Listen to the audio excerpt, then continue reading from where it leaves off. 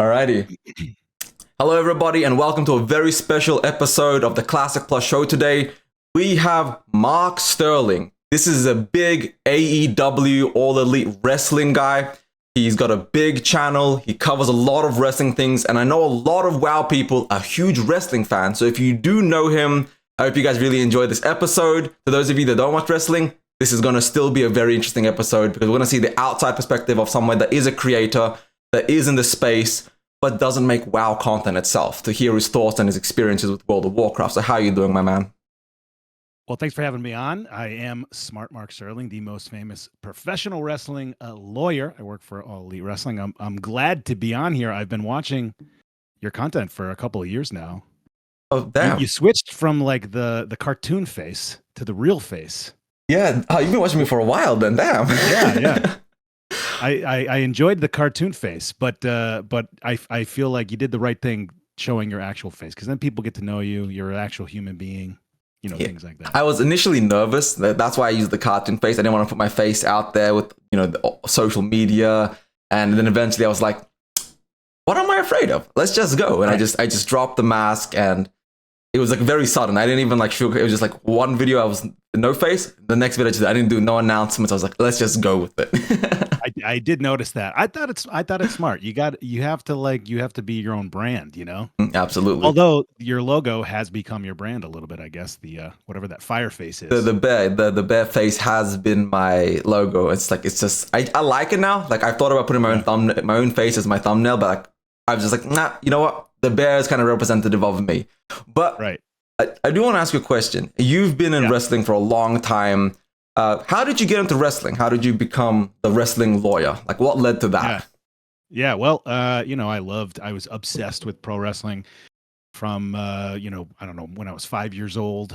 And it got really popular in the late 90s with Stone Cold Steve Austin and The Rock. Mm-hmm. And I was the kid. Everybody loved wrestling at that time, but I was obsessed. The internet's coming out, so now I'm reading about it.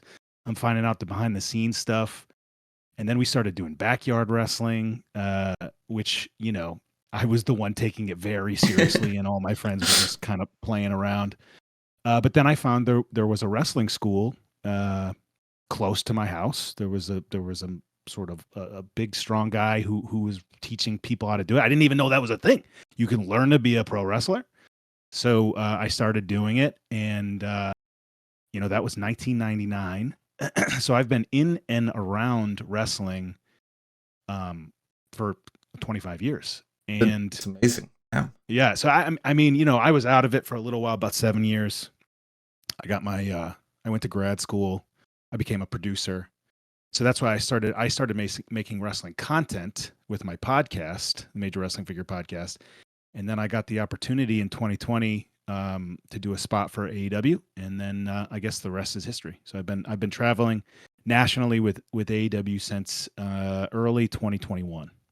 That's insane. Like going from just being a kid and wrestling to where you are now. It's effectively just living your dream and becoming it, which is actually interesting. Dream come true for sure.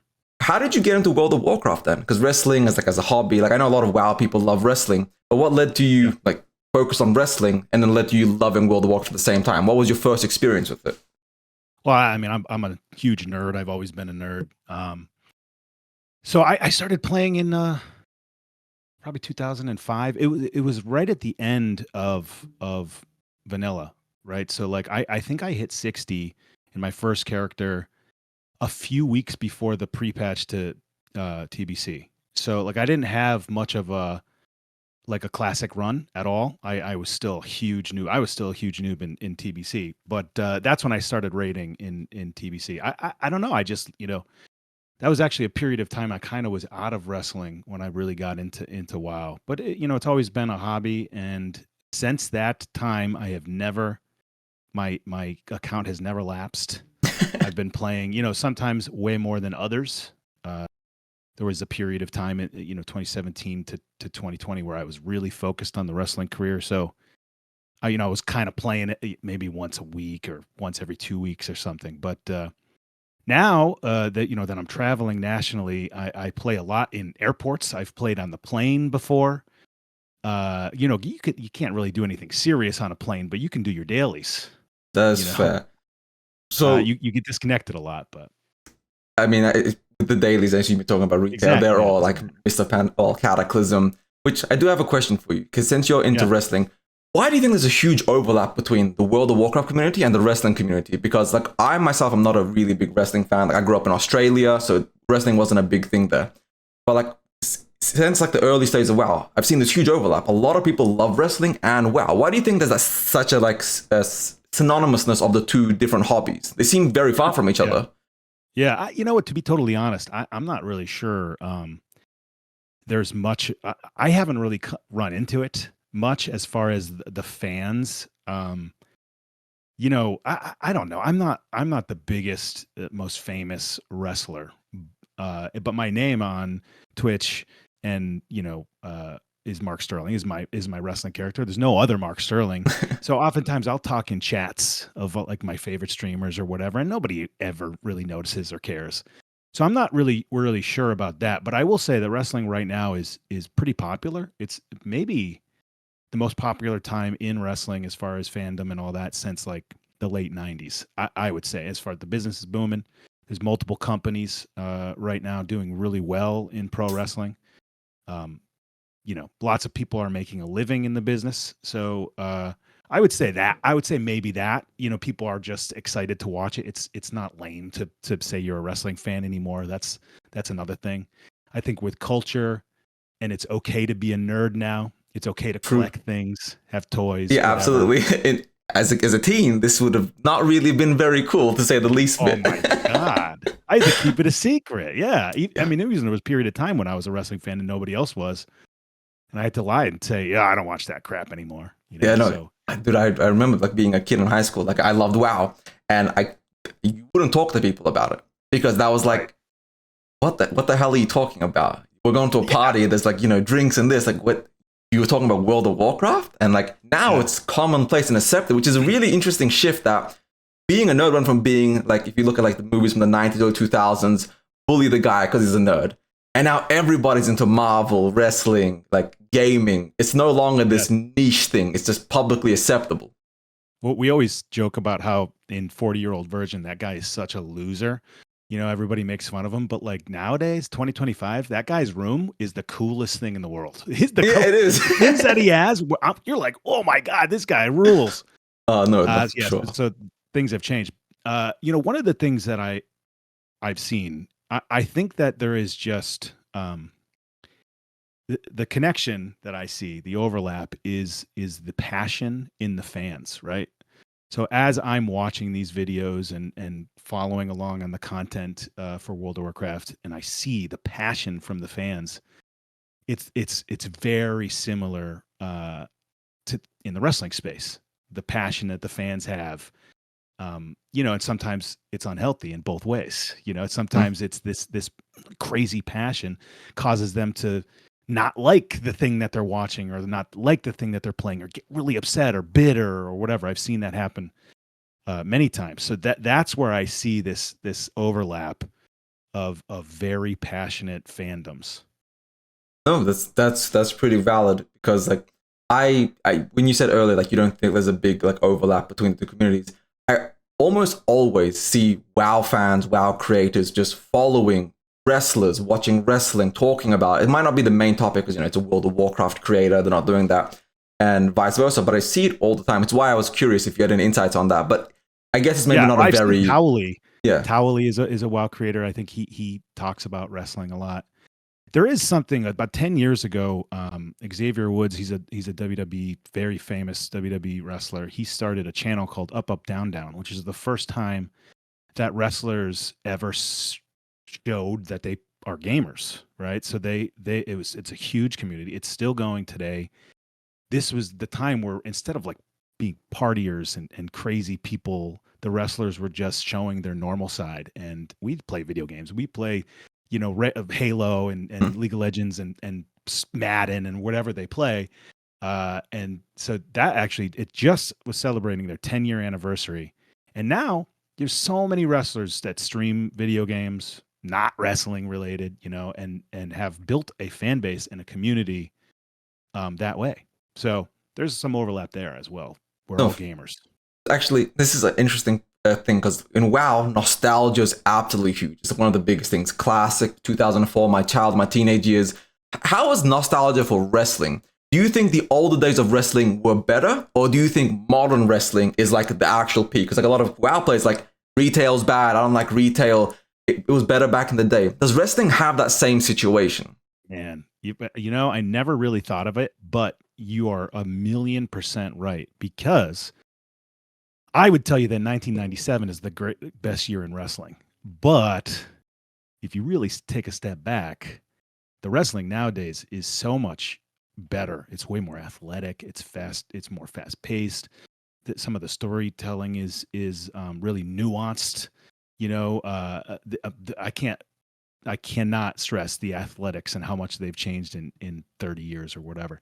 So you're a million times right. Like is World of Warcraft a better game now? I mean, probably, but there's a lot of nostalgia in the classic game, and that slower paced game, and you know what you remember in your childhood as being this thing. So wow, yeah, I never thought of it, but you're right. And you know, a lot of people will tell you without really thinking about it that wrestling was better back in the day. Whether it be the 80s or the 70s or the 90s or whatever your period of time was. So, very interesting. Which then brings it to another question. If they, for example, did like say in the WWE, they did like a nostalgia event, like you know, bringing back all the legends of the early 2000s, late 90s. Do you think that would break records like 2019 WoW did, or do you think that's kind of like more niche and wouldn't actually do that well?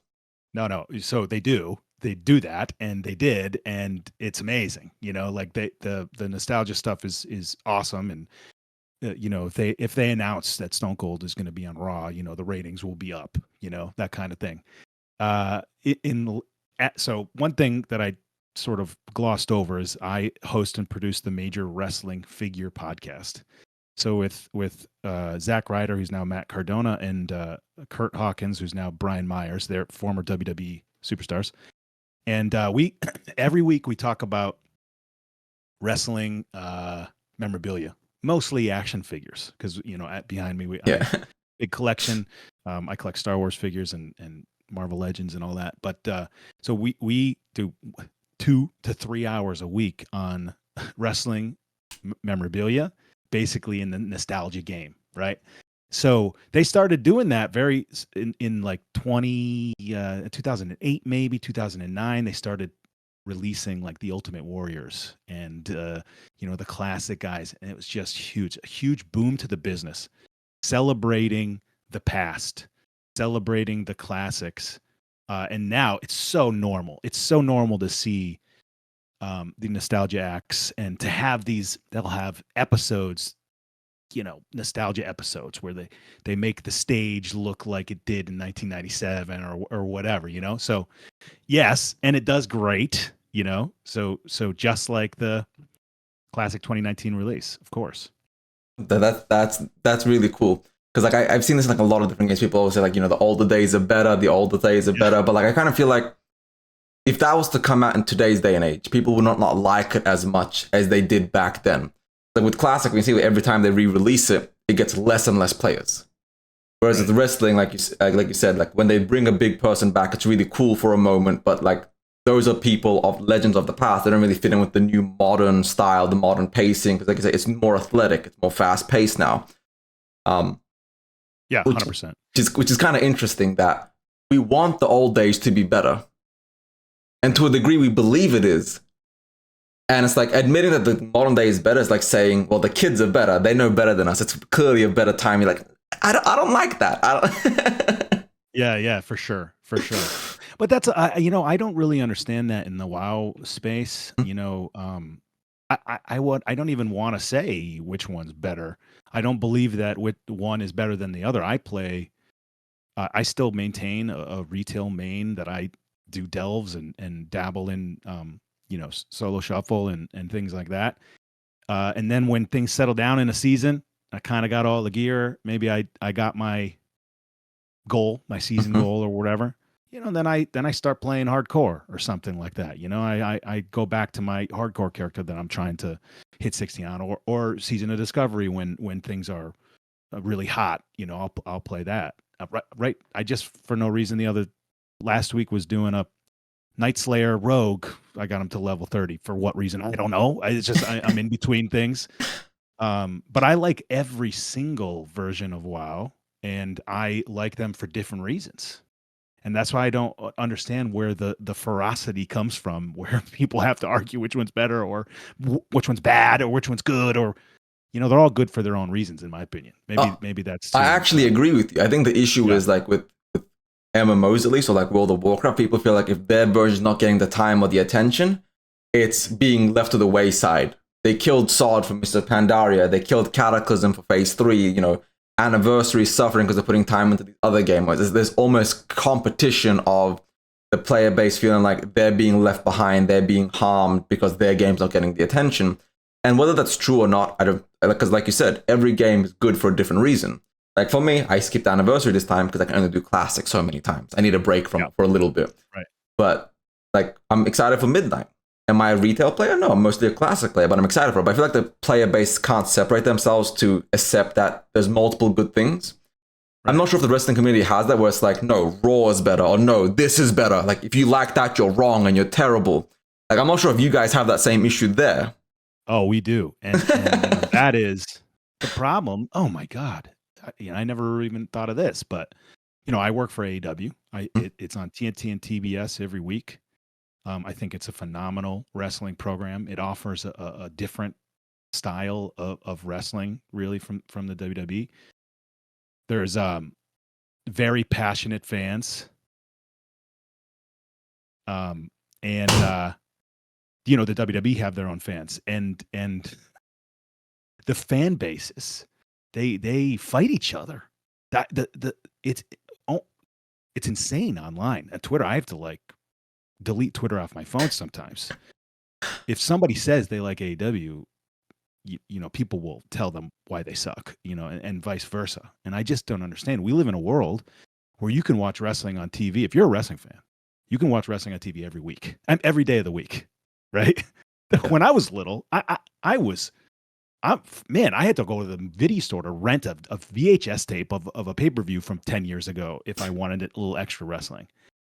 Now, there's so much to love and so much to enjoy, and I just don't understand the visceral tribalism. Yeah, tribalism. That's what I'm talking about. It's crazy. It's crazy and unfortunate, because I think people are not letting themselves enjoy things that they would actually enjoy. I think it's because they tie their personality to it. Because you see this in Classic, like the era player base, they tie their whole personality to, I'm an era player. I played this version. It's the best version. You retail players or you SoD players, you guys are so wrong. You don't understand. This is how it's meant to be. And you feel this across any fan base, right? We'll use Star Wars. Are the sequel trilogies good? Objectively, no.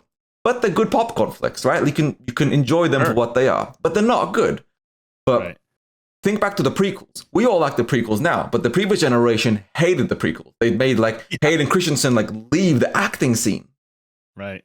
And it's like, for some reason, they tie the whole personality to their favorite fandom, for their classic, to what they actually believe is good. And if you attack that, you're attacking them.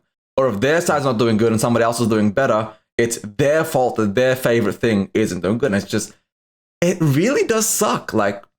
It is a travesty, because as a World of Warcraft creator, if I talk about Mr. Pandaria, the views tank. If I talk about retail, really? Wow. Oh, absolutely. If I tackle a topic that's not my main audience's topic, there's a lot of negativity. There's a lot of hatred, a lot of frustration, vitriol. You can't just cover something else because you want to. You have to either do a hard shift or very slowly transition out of it. And neither side is pleasant. But can you imagine people getting mad at you for that? We did this. We do toy hunt vlogs a lot on our channel. And that's what I know for a fact that our fans love when we go toy hunting and we do it as a vlog. One day, I wasn't there. We had this different filmmaker who recorded Matt do a toy hunt. And it was he had like this really slick camera. He shot it like a documentary. It was very not like our style, but it is what it is. And it was a toy hunt, and it was very different. So I edited it together and I put it up, and we got so much hatred for this free content. You know, like, yeah, I understand it's a little different than what you're used to. Just don't watch it. If you know what I'm saying? Like, just move on to the next one. Why are you mad at me for giving you a free thing? It's a good question, and I wish I knew, but I feel like it's easier to hate than it is to think critically and like have like a nuanced opinion. Like, well, this isn't for me. So, you know, I'm going to say it's bad, but it is what it is. I hope you guys enjoyed it and move on. That's how I treat retail. Like, it's definitely not for me. I'm not the biggest fan. I'm going to try midnight, see how it is, but otherwise I'm just going to move on and enjoy myself. I'm happy for the retail players. Yeah. The classic player base does not feel like that. They definitely do not feel like that. So like the next question I have is, how has your experience as in wrestling as a viewer, participant, or fan shaped your your identity as a person outside of wrestling? How has it shaped you as a person? Well, I guess it really is kind of like my whole life. You know, my job now is the podcast, and it's crazy. I had 2019. I just had a regular 9 to 5. I went to work. I did a marketing for a plumbing company. Made videos for them, and now for the last 6 years or so, I've been working full time in pro wrestling. So it's really my whole life. It's the collecting, my toy room, the people that I know, the friends that I have. I travel once a week all over the country. I'm home for 2, 3, 4 days maybe. So yeah, I don't know. I guess since I've been in the business since 1999. It certainly has in some ways shaped everything that I am. So no, that's and I don't know any specifics. I guess it's just man, 18 years old I started. If you count backyard wrestling, 16 years old. So it's effectively shaped who you are just as a person from the very beginning. So it's hard to like do that separation. I get that. I see what you're saying. Yeah. In certain points in my career, I've been different. There was a period where I was really, really pushing hard. I knew that I was coming to not an end, but I was getting older, and I really needed to push hard. And it just really consumed 4 years of my life. There was nothing else at all. I quit everything, all my hobbies. I didn't really do anything with friends and things like that. So that was a tough couple of years. But, if I didn't do that, I wouldn't be where I am today. So it paid off. The struggle paid off. Yeah. But let's now move on to, the Warcraft, because I know that you came on here because you wanted to actually talk about Classic and Classic Plus. But before we go on to Classic Plus, I want to ask your opinions on SoD. Yeah. What did you think SoD got right? Like, it was the best thing that it did. Yes. I've been thinking about this a lot, right? And you guys have been talking about this. What would you like to see in Classic Plus? I thought that your interview with Cargos was awesome. By the way, happy Frontier 2 launch day. Yeah, I have the day off. I'm looking forward to catching some of these streams. I love a good hardcore fresh. Absolutely. As a viewer. Not as a player. I like watching people play. I just can't play it myself. It's just what I am. And like today is like the hardcore launch. So I was like, there's less people in my stream than usual. And I was like, front two. Yeah. Well, I'm excited about it. I do play it, but it stresses me out, man. I'm like popping flasks to walk in a cave. You know what I'm saying? Like I can't take it chill.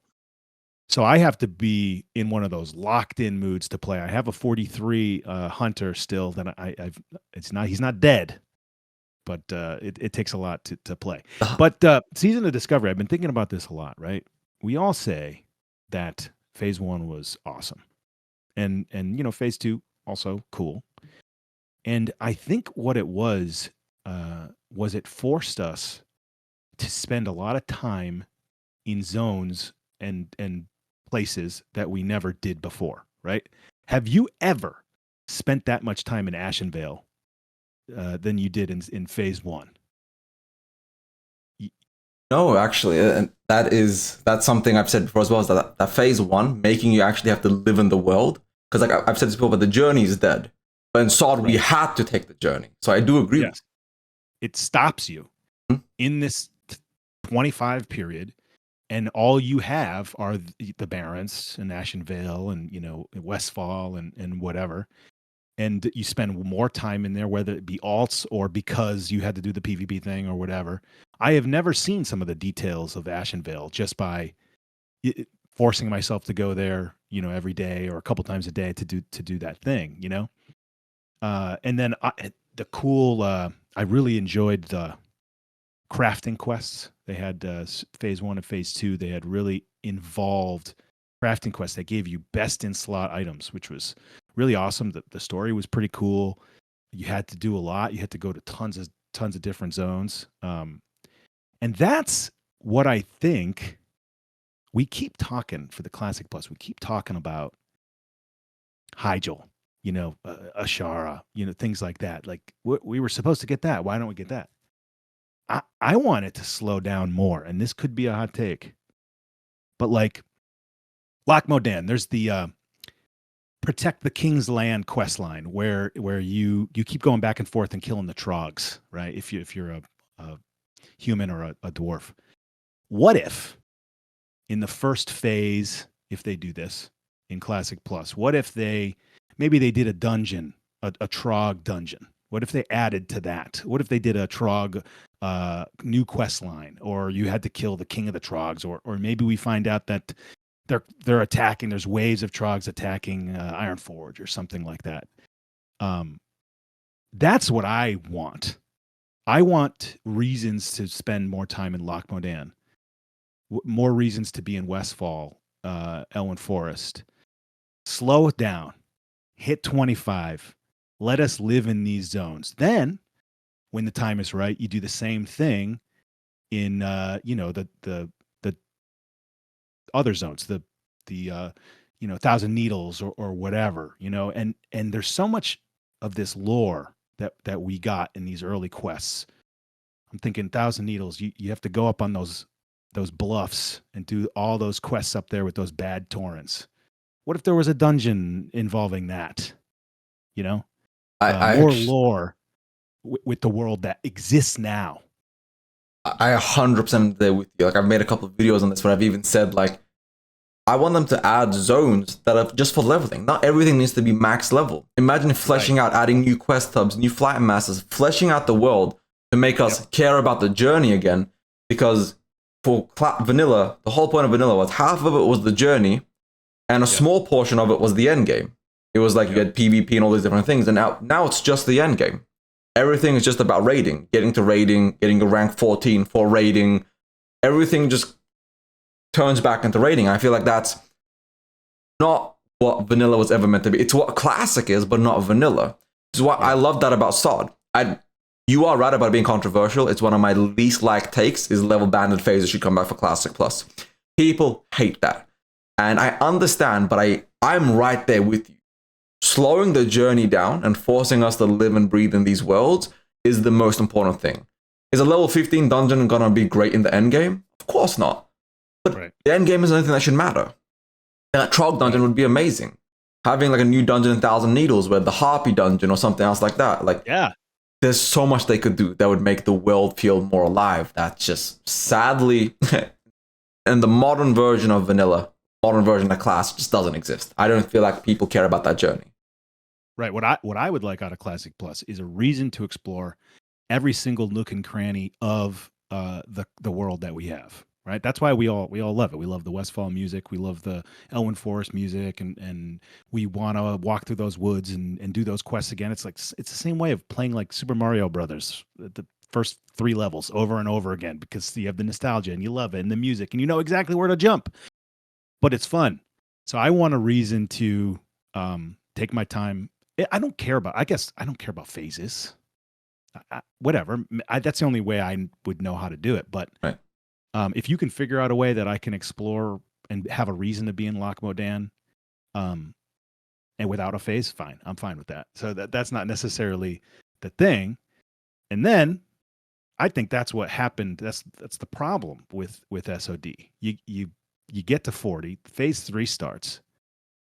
I don't understand the incursions and how that happened, in the sense that, and I hate to be critical, But never in the history of WoW has there ever been a repeatable quest that you can just literally do over and over and over and over again. Daily, okay, I could see it dailies. Weeklies make a little bit more sense for an incursion, right? But repeatable? That was crazy. It was so bad. And then it completely skipped Tenaris, Feralus, all these zones. Like, did people didn't even do quests, didn't even step foot in those zones. Why would you? The gold, the XP, everything was just so much better. They designed perfect, efficient content, and I forget who said it, but players will optimize the fun out of a game if you let them. And the devs made the most optimized thing to ever exist in, I don't want to say all of World of Warcraft's history, but I would definitely say top 5 most efficient things they've ever made. That's just, it had nothing to do with Classic. You're right. People got there like, I didn't do Feralus on any character. I leveled like 7 characters. Yeah. Not one of them did Feralus. Yeah, it took 4 hours to get from 40 to 50.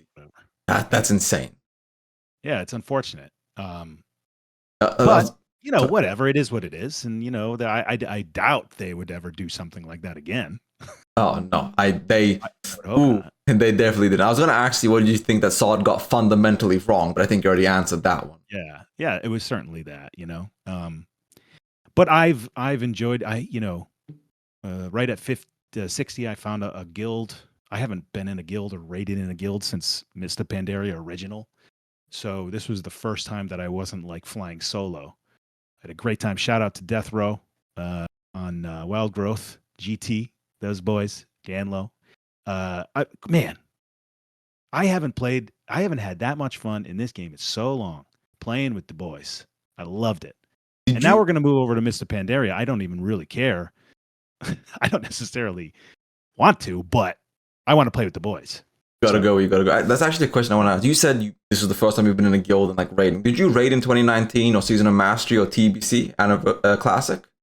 I missed it completely. Yeah, I did not do it. I was too busy with wrestling. That was in that ferocious wrestling period of my life.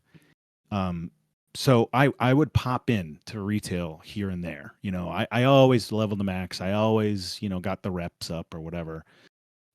But I completely skipped the Classic thing. I didn't get back into it until the hardcore thing blew up. And I just thought that was such a cool take and such a cool reason to try to level again. Was doing hardcore and watching people do hardcore. That's interesting. Because I've said this before, but I feel like the majority of the player base are people like yourself who love World of Warcraft, have always played it, but they come play here or there. And the majority of people don't really care about all like the little nuances and things of like the Classic community. Would you say, based off what you've seen with other people you've interacted with or played throughout the years, that you are the minority of the player base or the majority? I think it's maybe it's more like 50-50. There are people in the guild that do play retail a little bit like I do, the people that I play with, and then there's some people that are like, oh, I could never, it was like a mobile game or whatever. So it is what it is. I don't think that people will say World of Warcraft is dead or retail is dead. That's insane. They certainly have not logged into Dornigal, at 7:00 on a Tuesday. There is so many people still playing that game. Definitely not dead. That is fair. So then the next question about SoD is, where do you rank SoD in your entire classical World of Warcraft like history? How good of an experience was Season of Discovery for you? Would you say it's like one of the best versions of WoW ever? Was it like as good as original vanilla? Like, where does it land for you? Yeah, it's hard to say that because of your own personal experiences. I certainly found this awesome guild with some great people and had just an awesome 18 months or whatever it was in this game mode. So right now in my mind, we're raiding tonight, still doing Scarlet Enclave. I'm excited.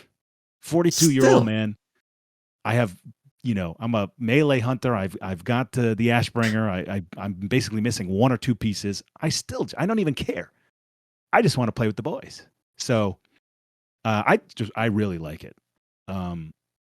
I also loved Wrath, but I also had a great guild at that point, and I was raiding heroic Lich King, and I'll never forget the nerd screams when we finally got it. So, I have just these great memories from that time. But for me personally, I do believe that SoD is up there. One of my favorite times in the game, one of my favorite game modes. Obviously, they got some things wrong, or hopefully they fix it in the future, but I'm so happy that they tried this experiment, and I look forward to what they do in the future. Very well put. Like for me, SoD's been kind of like on and off because I'm not a full-time content creator. So for me, I either make content or I play the game. I have to pick or choose what I do with my free time. Right. So my question to you is, for the last thing about SoD is, do you think ending SoD at Phase 8 was actually a good call? Like the token to Mr. Pandaria, the level boost there, like they've effectively been like, go play MOP, SoD is over. You can keep raiding if you want, but there's no new content. Like that token there was like a final send-off. Do you think? I think it's fine. I wish that there was another thing. I in retail they have those faded seasons. Nobody's ever really mentioned this. Where like the final season in the expansion will be, all the raids. You do all the old raids. The item level of the gear is all higher. The difficulty is, I guess, a little bit more, or something like that. I was hoping, and I thought this would be a cool experiment. And if it sucked, who cares? It's the end anyway. But I thought it would be really cool if they raised the item level of all the old raids and the difficulty. And imagine a world where, I think, what was it? Scarlet Enclave item level was like 98. Each piece was like 98 or 100 something or like that. Yeah. What if they made all the MC gear 98 and 100 too, right? So then your best in slot is, I don't know, you got to sim every raid? That's actually really... That would have added a year of content in and of itself if you could do MC, Blackwing Lair, AQ, Nax, and SC at the same level, same eye level. That would have changed everything. A little more difficult. You kind of got to get that 100 item level on each piece. But also then you add the shaman and the paladin on both sides, however you do that. I always thought, like, why didn't they just put Blood Elves and Draenei in the game? Just open that TBC zones, those TBC zones, then you just have it. But whatever. No, I actually didn't even think about that. That's something I hadn't even thought about. The faded seasons for Season of Discovery's final phase, that actually would have been huge. That actually would have added so much content to the game. That would have been the perfect Phase 9. Really wonky. And maybe it forced people to play too much. I don't know. Maybe it wouldn't have been great. The alternative is everybody quitting. Because right now, SoD went from 75k to 40,000 raiders in 3 weeks. Right, exactly. Half the player base of SoD quit. I think within 2 or 3 weeks, it'll be down to 10, 15k. So I feel like, sure, maybe some people would have quit, but I feel like it would have at least kept people playing. It would have been like, well, I don't want to go to MOP. I don't want to go to, retail, or your alternative is AQ40 and Classic, an anniversary, which is coming out in a couple of weeks. So I feel like that would have been the best alternative. That actually now makes me mad that we didn't get that. That's such a good idea. It would have been interesting. I thought that would have been a cool way to continue it and leave it as like this an era type of thing. I do think that there's an opportunity. Who knows when Classic Plus comes out, right? And we're talking about could be 2 years. I think it's after next BlizzCon. Right. So obviously we're all going to play a little bit of MOP. Who knows how long that lasts? Midnight will come out at some point. The new retail season. Things you'll go back and forth, but maybe there's a break. Maybe there's a room in there to do like a community Season of Discovery fresh. I was trying to convince the boys in the guild. We did Alliance. I said, what if we all had the goal that we start fresh on Horde, and then just the goal is to kill Calderon? I don't know. That would give us like a couple of months. That's to play it. Kind of like when Cargos did the fresh movement on what server was it? Was it old Deviant Delight? Deviant Delight. Yeah.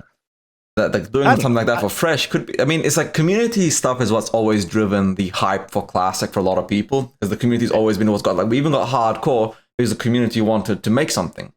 The community created hardcore, so I'm not saying SoD Fresh would do well, but I could see it being like enough for a lot of SoD players that are like, I tried MOP for a couple weeks, this isn't for me. I tried AQ, that's definitely not for me. Hey, let's try a SoD fresh. It could be an incredible movement if done right.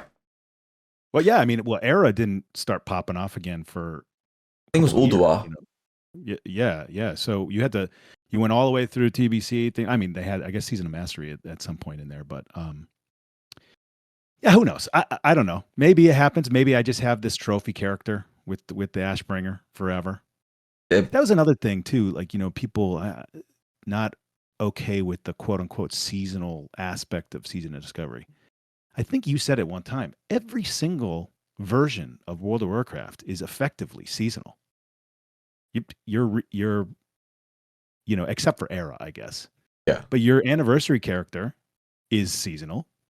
Every single thing that you're doing in that anniversary character is irrelevant when TBC comes out. Maybe a mount or whatever, or a title. Yeah. But what are we talking about? Like the majority of your work is getting that gear, and it's irrelevant. So everything is seasonal. I think the problem is that when people view seasonal, like retail is seasonal game, because every 18 months to 2 years, all your gear and progress is gone. You got to start again. But you keep the transmog, you keep the achievements, you keep the gold you farmed, the mounts you made, the pets you found. And I feel like that's people, what keeps me in it. And I feel like that's the problem with SoD, is that, well, at least with Anniversary, they know at the end they're gonna get to either go to Era, so the trophy character is always there, or they go to TBC, and then TBC gets an Era, and they go to Wrath, and Wrath gets an Era. They know that there's a continuation. Whether they play or not, the character will always be there for them to jump into. Like on Mr. Pandaren Cataclysm, I have a guy with Thunder Fury, I have a bunch of really geared off characters from Classic and TBC, but I haven't really played them. I skipped most of Wrath. I barely touched Cataclysm. And for MOP, I'm actually a bit interested, but you can see that a lot of the player base has this mentality of, well, it's ending, why should I care? And I feel like with SoD is, their character is not going anywhere. SoD Era is there, your character, you always have your trophy, hey, look at your Ashbringer, look at your character. But I feel like the idea that it's going nowhere pissed off people, because they at least hope that they might get like an achievement or a title or a disc for Classic Plus or something else. And they effectively that would be cool. Nothing, I guess. Right. Well, what they got, and this is going to sound really lame, is the fun and the friends they made along the way. You know what I'm saying? Like that's how I look at it. Who cares? Like, I've met this guild. Now I'm moving on the MOP. In my mind, that hunter, the continuation is this 85 boosted shaman that I have that I'm about to play with the boys. That's the continuation. So, it was a friend of mine one time was like, well, how could you play hardcore? You die, you lose everything. And I said, but you don't. You had you had fun. You're 1 through 43. That was really fun. And if you're not having fun, what are you even doing? I kind of feel like a lot of the Classic player base, that's a really strong statement. If you're not having fun, what are you doing? I feel like a lot of people playing Classic are playing because there's nowhere else to go for them. I feel like it's cozy, comfy. Whether they're happy or not is irrelevant. Whether they're having fun or not is relevant. It's easier than playing something new or trying something else because they know everything. So the idea that, like, why are you playing for having fun? I feel like it's just efficient. It's an efficient waste of their time. They know exactly what to do, where to grind, how to grind. Yes. Or they just swipe and they just raid. They know every mechanic in MC, Black Angler, AQ, Nax. It's picture perfect because it lets them, maybe it's nostalgia, maybe it's comfort. I'm not sure what the reasoning is. But I don't think that many people are having fun ranking to rank 14 in AV for 300 hours. That just, I feel like that's some bullshit that they're having fun doing that. Right. But maybe if they are, then more power to them. And that's great. But I will say this is the same thing in wrestling too. There are so many people that just watch it because that's what they've been doing for their whole life. And they hate it and they're bitter and it's changed. So they just want to be mad about it. Just go watch something else. If you can't find any joy out of what you're watching or doing, then what are we doing?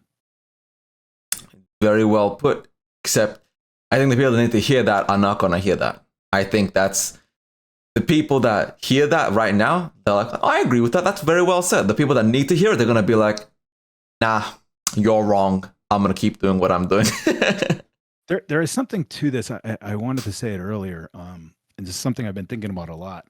This is a phenomenon that happens in wrestling, and it also happens in WoW, especially this whole idea of Classic Plus, right? So I feel like there's this expectation that people have, and I don't mean expectation in the sense of like I expect the game to be good or I expect the game to not be buggy. Yes, we all have that, and when that is not the case, then we can be mad. But the problems with expectation come when you say, it would be a neat idea if they made Hyjal, and that's your expectation. And if that doesn't happen, now you're mad. Oh, why did they make Hyjal? Why did they make that a zone?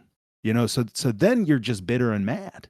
And the same thing happens with wrestling because their favorite wrestler is about to go for the title. And they say, man, it's his time. He should win that belt. He should be the champion. And then it doesn't happen. And instead of just being disappointed like your sports team lost, you're now like bitter and mad at the writers and the people in the company. And I'm so much smarter. He should have won that belt because I thought that it was a good idea. You know what I'm saying? And then that's this whole argument of what is Classic Plus, because your Classic Plus is not my Classic Plus. It's not Telos Classic Plus. It's not Cargo's Classic Plus. That's for sure. We all have different thoughts on what Classic Plus should be. So the expectation sometimes becomes the problem.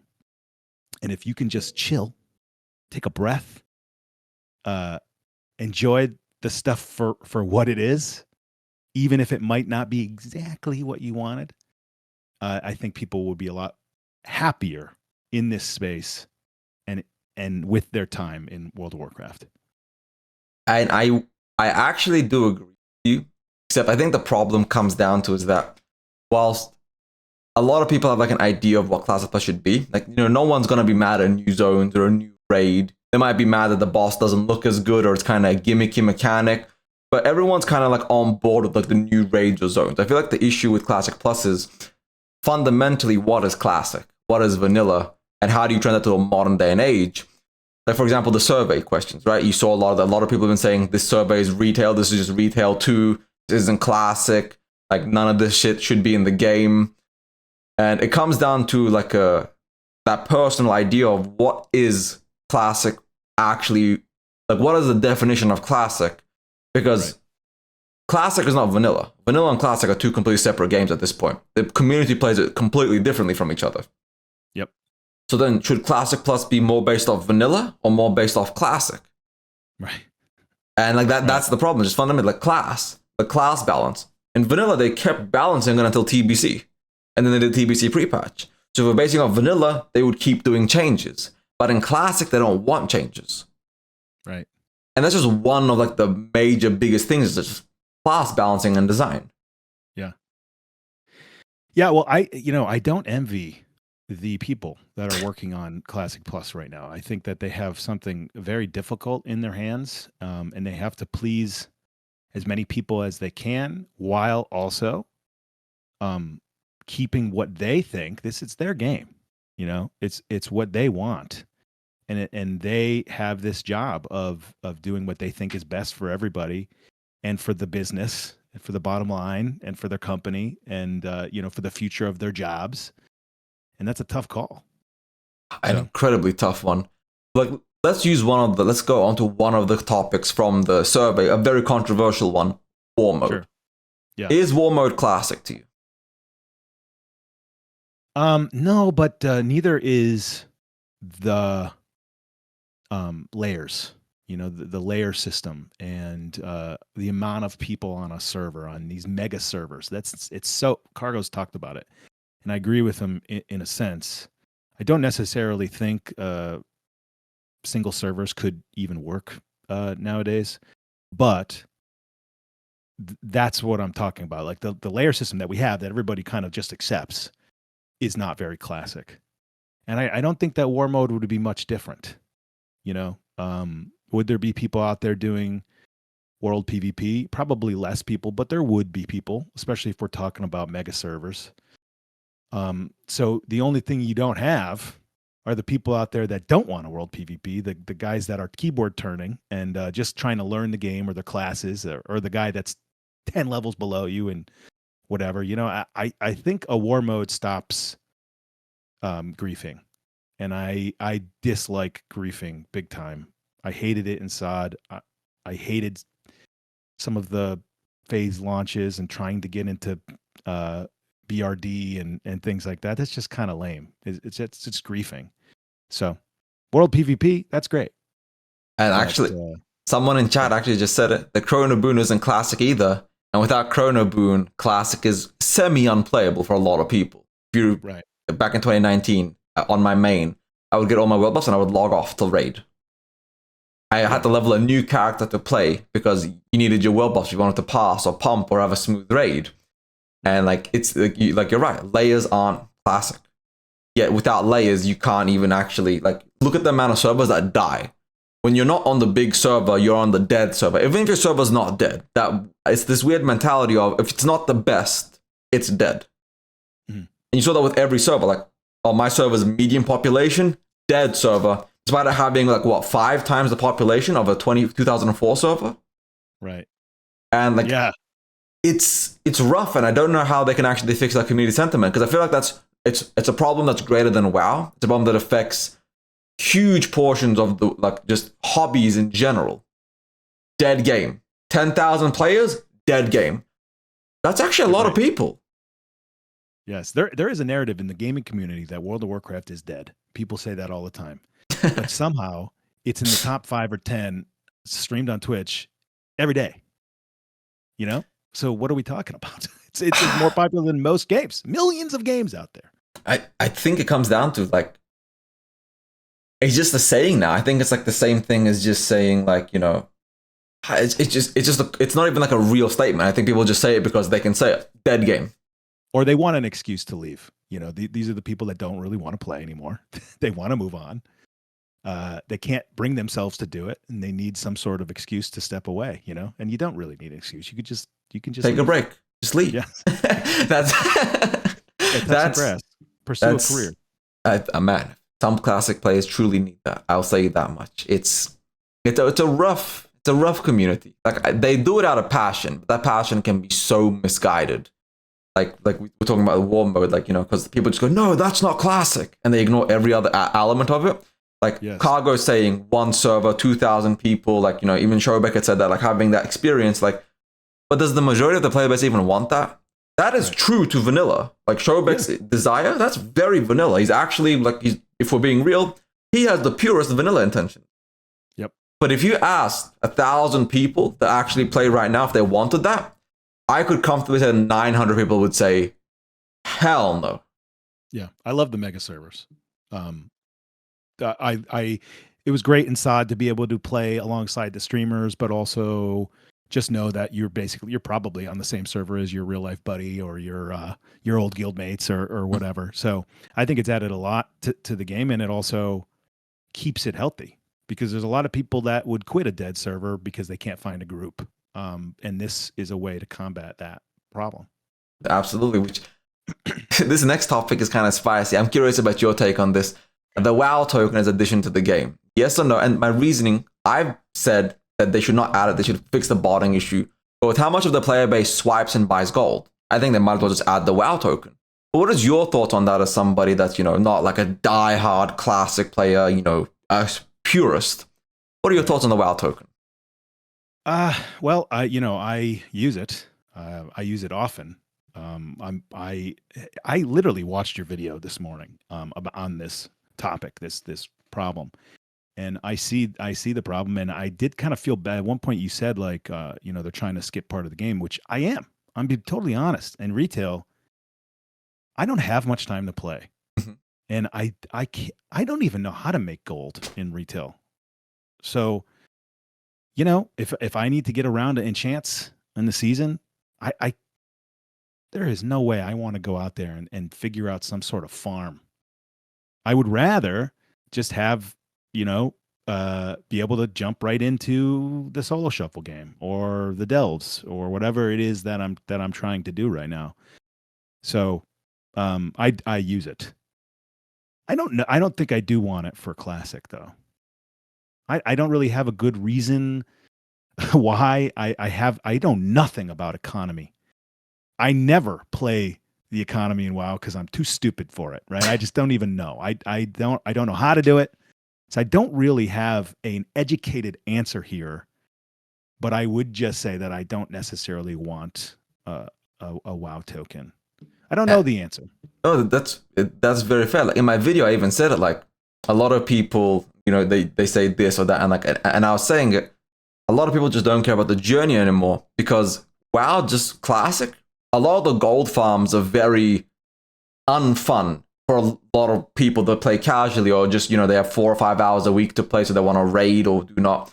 So swiping has become incredibly common because there's only so many times you can do that journey. And Blizzard either needs to add the WoW token or solve the journey. They need to actually improve it. And I'm going to be real. I don't really see them solving the journey. I feel like the WoW token is a band-aid fix because a lot of people would farm gold if it was fun or worth farming or doing. Nobody wants to sit there AFK in an area killing 100 mobs or sitting in a dungeon doing a Marauder on clear or, Zul'Farrak as a mage, AoE farming for gold. That's not what people would consider fun. I know some people do. Right. But like you said, you don't even know how to farm gold. Some people love to herb. Mm-hmm. But that's not common. Yeah, right. So I've always had the question of, and maybe this is nuts, but why can't you make your gold doing the thing that you want to do, right? Couldn't they add more gold on the bosses? Why can't my rating fund my rating? Can't the last boss give everybody, the guild leader 20 flasks or something for the next raid? I don't know. Maybe that's ridiculous. But if you are a PvP person right now and you only PvP, somebody like Peekaboo or whatever, before he was doing League of Legends, but why can't he make tons of gold just PvPing? There are ways to do it, but why can't we feed the gameplay avenue that we want to play by playing the gameplay avenue that we're playing? I don't know. It's a weird situation at fundamentally that I think just the modern player base just does not have the time or energy to really grind the game anymore. Could I do it? Yeah, but I'm a content creator, right? I'm not full time yet, but I do this for content. I play the game. Does the regular dad have that? I know a lot of people even in my video, like you said, it kind of made you feel bad because I was like, and just quit. It's not for you. It's not my problem. Right. But fundamentally, is that actually fair for me to say that? Is it fair for me to say, if you don't have time to play WoW, you should not play WoW? Because how much of the player base would then not be able to play WoW? If your option is play with 10, 15% of the player base and no WoW token, no botting, or play with 100%, but there's a WoW token or botting, what's the right choice there? What is Blizzard meant to do? Because I've said this before. If they actually ban everybody that bought gold, they'd have to ban over 50% of the classic player base. I can comfortably say that because I see Anniversary. It is the singular worst economy I've ever seen. The inflation is through the roof. And there's no GDKPs, there's no nothing else like that. People would rather swipe just so they can buy raid consumes than actually grind in the open world. Right. And it ties into what you said. You just don't have time. But we already did that. I spent years in Wrath of the Lich King grinding for my flasks or whatever. So, I already did it. It's not very fun. But that's another thing too. I have I have my own rules. I will not boost a character unless I've done that already. I have leveled a shaman from 1 to 85. So I was okay boosting one on this server to play with the boys because I've done that and I know that and I understand it fundamentally. And in Night Slayer, I told you I'm doing that rogue. I refuse to buy gold. The idea is I want to see if I can get to 60 and do some PvP on a rogue on my own. That's the fun of it. So, but I do buy it in retail. It's there. And I don't know the answer. If they didn't have the WoW token, I would still play. I probably just wouldn't have a chance. I probably wouldn't have consumables. This is actually a question. If you don't mind me asking, like on average, would you say you're a top level player, an average player, a low level player? Like where would you put your skill in terms of like World of Warcraft in general? We'll use retail as an example. Where would you place your skill? I think average. I have a video on my computer where I beat Peekaboo. Oh, PvP? I don't there was just, I was randomly playing with some pug guy, and we in 2-on-2 arena, and then he just says right before, he goes, "We're playing Peekaboo," and I turned on his stream, and sure enough, we are playing him. And it was a crazy like 15-20 minute game. I was sweating, I was shaking, but we ended up beating him. That's okay. Whatever. He was playing on his priest, and he was playing with some crappy kid too, probably. So whatever. But I get you. It was like I have the fundamental knowledge of the game, and I think my SOD Warcraft logs is like a 92 or whatever. I have like 199. I can't do it. I'm not that good. No, so you're above average, but you're not at the very top. Sure. For retail, how many people would you say buy WoW tokens? Say every month. Like if you had to say how many WoW tokens do you buy per season?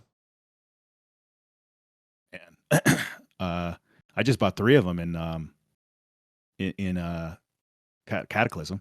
Okay. Because I was just trying to set this shaman up for success with the boys, but it's literally an empty character. I haven't done a quest. I went from 1 to 85 with this boost that I got from buying the Mist of Pandaria, whatever thing. So I bought 3 of them. Whatever it is, I got some enchants. I bought some gear. I've been trying to run some heroics. I've been trying to remember how to resto shaman. That's what I've been doing the last couple of days. And I have no sort of qualms about that. My brother plays. He has never purchased a token, and he raids heroic, retail. Okay. So you wouldn't say would you say who would you say is the more common player, you or your brother, when it comes to buying stuff in the store and WoW token stuff like that? Because you bought the bundle for Mr. Pandaria. It's like an $85 bundle. Would you say you're the more common player or your brother's the more common player? Or would you say it's like 50-50? Maybe it's 50. I'm not really sure. I am a whale. I am a 1,000%. I buy all the bullshit, right? But I don't know. I feel like I worked really hard in my life to get to a point where I have some expendable income. So, The reason I was asking this is because I truly think that retail, even at Classic's peak, when it was like 7 million people had come back, because retail was dropped to like 2.5 million, and Classic dropped almost back to 9 million with 2019's launch. I still think at 2 million people, retail was making 5, 10, 15x the money that Classic was making. Oh, and my reason for that is, if I was playing retail properly, like if I was in the mythic rating, whatever, I would probably buy WoW tokens. Right. And I think the reason is, you're right. I grind. I worked hard in my life. I did all this stuff. Why should I have to like not spend a bit of money? And I feel like that's why like a lot of people are against it, is because there is a huge subset of the WoW players. They're now in the like late 40s, late 30s. They went to school, engineering, IT, marketing, business. The WoW player base is older and has money. It's not a poor player base. It's not like I'm not saying there isn't poor players. I'm not going to sit here and say like everybody is well off, right? But I feel like fundamentally, Classic Plus is going to have a WoW token because they can see that people are swiping. Even if people are buying a Mist of Pandaria, I wonder how much money they made from SoD players going there and just buying tokens, buying a level boost, buying the bundle. And it just makes me think that the future of Classic Plus is going to have a WoW token. Because I said this before and I pissed off a lot of people that were saying like, no, they would never do that. It can't be that many people. But if that many people swipe an anniversary, and there's not even a GDK boost to swipe for. Right. Imagine the amount of people that would buy a WoW token that are average players that are scared of their account getting banned. Would you ever buy gold from a gold buying website? No. And luckily, phase 3 incursions. I made a lot of gold and kind of funded my entire season of Discovery run. But yeah, I don't know. 2006, I just remember this. 2006 or whatever, at some point I like tried to buy gold from some website. I got my account hacked. So they were like farming on my hunter. I had to like put a ticket in. I got my account back. There was no items. It was crazy. It was crazy. But I was just a kid, and I said I'll never do that again. It's probably safer nowadays, but back then, sure. Absolutely. Back then you got my account hacked. But I don't know. I'll tell you this though: if putting in the WoW token is what funds the ability for us to have Classic Plus, fine. I've said that, but I feel like I'm like the minority when I say that, because like I look at retail, they have like 600 employees. That's just retail. I know it's 2 teams like working on 2 expansions side by side, so I know it's not like 600 people on 1 expansion, so it's 300. Right. But like, if Classic gets that by a WoW token, I honestly feel like it's selfish to say no. Right. Yeah, I don't know. But then, you think about it, there's a lot of people out there that the reason you can sell a WoW token is because somebody buys it to fund their game time, right? So somebody's out there farming for some gold so that they can play WoW for free, just like I'm out there farming for real money so that I could play World of Warcraft the way that I want to play it, right? So it's an ecosystem that doesn't exist without the other thing. So if somebody loves to farm gold and then I don't know. Can't we exist in the same world? I think that's the world we're heading towards. If they added the WoW token to Classic Plus, do you see yourself using it often? I probably would, to be honest. I probably would. And then the question was, if they didn't, how would I survive? I don't know. I'd figure it out. I don't know. I'd ask some friends for some thing. Maybe I don't have the best in chance. I'm not really sure. So I always do figure it out somehow. No, that's pretty valuable. Well, let's move on from the WoW token question, because I feel like that's no matter what. If you're for it, people are going to be mad. If you're against it, people are going to be mad. It's been very divisive. There's a lot of people in the community that's like, just add it at this point. You're all swiping anyways. At least let the money go to Blizzard. And the other half's like, no, we're not swiping. We're not swiping. I earned this 50,000 gold naturally. I'm like, of course. Yeah. Of course. I guess I don't really care. I wouldn't be mad either way. So then, see, you've looked at the survey, you've gone over it, seen the questions. If they were to add everything on that survey, do you think that would be a good game? I'm not saying certain things, the whole thing. They just chose to put everything in there. Would you like that as Classic Plus, or do you think that's way too much? It's no longer Classic Plus if they added everything. I thought, to be totally honest, I thought a lot of that stuff was kind of irrelevant. Like, pet battles. I don't care. I wouldn't be mad either way. And there are probably people out there that would really enjoy that. And then what that means is that there's more people in the world that I'm enjoying. So I don't really care, because I don't think that affects what Classic is and what I want Classic Plus to be, right? And when it boils down to it, in retail, when you get a quest and you go out, there is literally no fear of dying. I can pull half a zone on my Ret Paladin and kill everything and then loot with one button. That is a very different game than the one where I am putting on my agility flask to walk into a cave of goblins at level 27. There is a little bit more brain power that you use in certain ways in Classic, and I think that's fundamentally what we need to preserve. The community, the finding the groups, the talking to other human beings, the difficulty of the quests and the zones and the spawns and things like that. That's what I think that we need to preserve the most. I don't care about pet battles. That's fine. Okay. So I'm going to just go over a couple of the things on the survey real quick. I just want to see like a yes, no, just for a couple of things. Playable shamans on the Alliance, playable paladins on the Horde side for Classic Plus. I would like that, but not right away. Oh. I think that like right now in Season of Discovery would have been a perfect time. But I think I would love to cook on Classic Plus for like 15 months, 18 months, something like that. Before they add it. Before they would add it, yeah. So it's kind of like a phase, like maybe after like Nax or maybe like after Blackwing Lair kind of like vibes. So not like a launch thing. Yeah, if we're going to get this and we're going to live in this world, and this is going to be the future of our World of Warcraft, right? This Classic Plus, we all got to chill.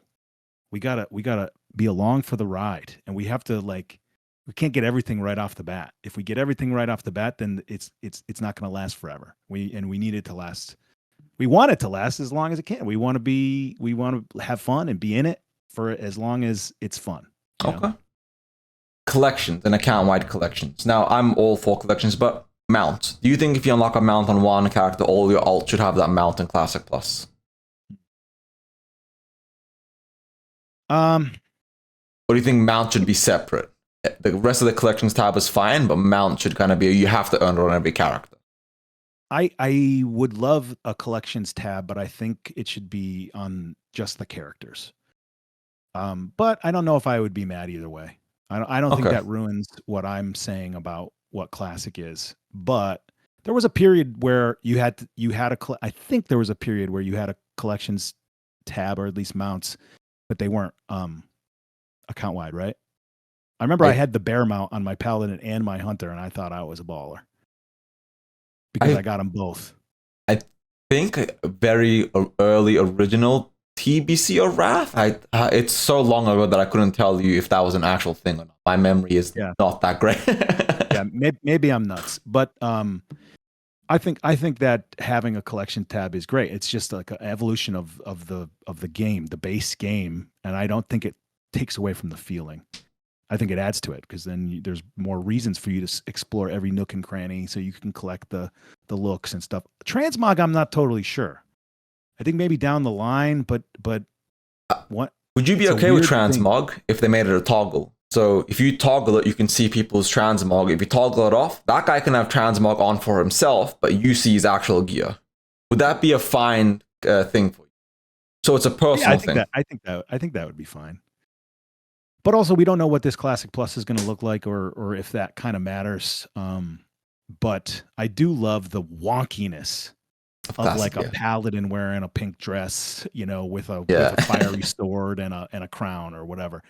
It is a little weird.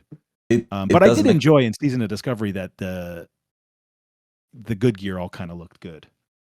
That is fair. You had to kind of wear the full tier piece, and then at least you matched. And like adding the new tier sets for like the off specs and making them all viable. So I assume you are for like class balancing and making everything playable and stuff like that. Oh, absolutely. Yeah, I love the balancing and the cool extra flavors that Season of Discovery had. Melee Hunter might be my favorite thing I've ever done in the game, as far as like, how fun it is, and watching the procs, and it's a little bit complex, I guess, but also kind of just mashing buttons and seeing big numbers. So that is fair. Also, one thing I will say about transmog is in Classic, at least, half the people have either the Goblin thing or Noggin Fogger on, so you can't even see their gear anyway. Everyone just looks like so it's an interesting thing I always see. It's kind of funny. The next one, new player models or graphics, like updated retail graphics or Classic graphics. Do you think it would look good in Classic Plus? I really love the new models. The game is very pretty. My paladin has like the mythic tier set from this season. He looks amazing. He looks awesome. And Dornegal and all these new zones are so cool and so great. I think that would be awesome. But I also understand that people love this sort of timeless, gritty nature of the Barrens and Westfall and stuff. So you're impartial. Yeah, I guess I am. That's why I mean, I just feel like a lot of this stuff is irrelevant to what we want, what we really need in a Classic Plus. What would you say we really need in a Classic Plus then? If you had to like boil it down to one thing that makes or breaks Classic Plus for you, what would that be?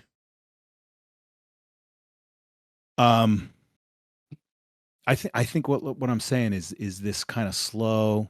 I love the idea that if there's a group quest, you need to have a group, or you have to play out of your mind. Yeah. That's the stuff that there's danger in the world, that that you have to think before you walk into the cage or the cave, or you have to like really do a good pull on this pack of elites, or you're screwed. That's what adds to it. And then that you, as you're leveling, you got to do this dungeon, and it takes a little bit to find a group. So then you're with this group, and they're your boys for the next like hour, and you guys have to do it, because if you don't, then you got to find another group. I don't know. That's what creates community and challenge. I'm not saying Classic is this super challenging game, but you at least have to think and plan and think about your gear and strategize and stuff. And you don't really need to do that in retail. You just get the better item level. Very, very rarely, maybe you like, well, this trinket's better than this. And I'm not complaining, because there is a time where I just want to shut my brain off and kill a bunch of mobs. The journey is the most important thing for you. It's like that. Yeah. The collections and the look and the whatever the hell. It's kind of irrelevant. So whatever they decide, I'm cool with. I honestly kind of wish more people cared about the journey, but I just like I said in a few videos before, I feel like people are just burnt out of the journey. I feel like unless Classic fully redoes the journey, I feel like it's going to be a net negative for Classic Plus. And like that's a hard thing, is how do you recapture that magic? 2019 was one thing. You had COVID and all these extreme circumstances coming together, but can that be replicated? I think it can. I don't know if it's going to be worth the resources. That's my big concern, is if they could add new raids, graphics, honor system redesign, new classes, I feel like that would carry on a lot longer than just adding, hey, here's some level up zones, here's some new quests. I feel like most people just wouldn't care about that. And I feel like I'm in the minority here when I say I would love that. Right. Well, this goes back to the very first point that I had about slowing down and making you explore every nook and cranny of Loch Modan and Westfall, and maybe there's a new quest line with in Westfall. I don't know. That's the way that I think it makes it so that it's palatable to replay this. Because you're right. I don't necessarily, if they were like, hey, Classic Plus is launching tomorrow, and it's basically another version of Season of Discovery, but we got rid of incursions, I would kind of be like, oh man, I just did that. And you said this, we all just did. I just did 1 to 30 on Night Slayer. I don't necessarily want to level again in the Barrens right now. But in 2 years, if in a year and a half, and you're telling me that there's new quests in Loch Modan, I keep saying that there's new quests in Southern Barrens. Okay, now I'm excited. That's the thing. Like if they go like, hey, we're at BlizzCon next year, and they just open up with look at this teaser for this raid. Look at this teaser for this new class. I wonder what it could be. Look at this teaser for these new races. But for launch, we're going back to the journey. So we'll see you guys in 3 months after you do your, level banded brackets. And then you'll see the first of the new content, which is they give the retail roadmap. I love the retail roadmap, by the way. I'm so jealous as a Classic player. Yeah. That retail roadmap makes me jealous because it's so jam-packed full of content. I'm just looking at my roadmap like, fuck, I gotta play Mr. Pandaria. Yeah, right. Yeah. So like I just see that and I'm like, and they show us a roadmap going 1.1, like the first patch after you hit 60. New raid, new this, new that, and like the hype and the excitement. You want to live and breathe the world because all the stuff is coming. And I feel like if they did that, people wouldn't be mad. But only if they do it well, because like if we get to level 60, just MC again. Right. Yeah, that's what could be the big problem. But that's why I'm saying it only works. The phasing only works if they're adding unique things in that first phase, second phase, or whatever. It can't just be Black Phasm raid again. It's got to be new stuff, and there has to be something to be excited about in that thing. And to be totally honest, I think that's what they're going to do. I think so too, because like I was just thinking about it, and I thought about this just now. Can you imagine they add a brand new zone? Like they add an extension to like the Barrens, or like out into the sea a little bit, or they, that area between Feralis and Unguro, that location that's kind of empty there. Imagine they just pick like a location like that that's in the lower level zones, and they add a new like level 25 zone there. And then you're leveling in there, and then you go, like there's a cave underground, you go through, and there's a raid entrance. Locked, you can't enter it. Do you know the theory crafting and hype that would generate where the devs don't even acknowledge it? Like, yeah, it's a raid entrance. Right. Yeah. It'll just make everybody run around the world trying to find more hidden things. Every zone, everything. They would just go, people would lose their mind trying to live and breathe that world.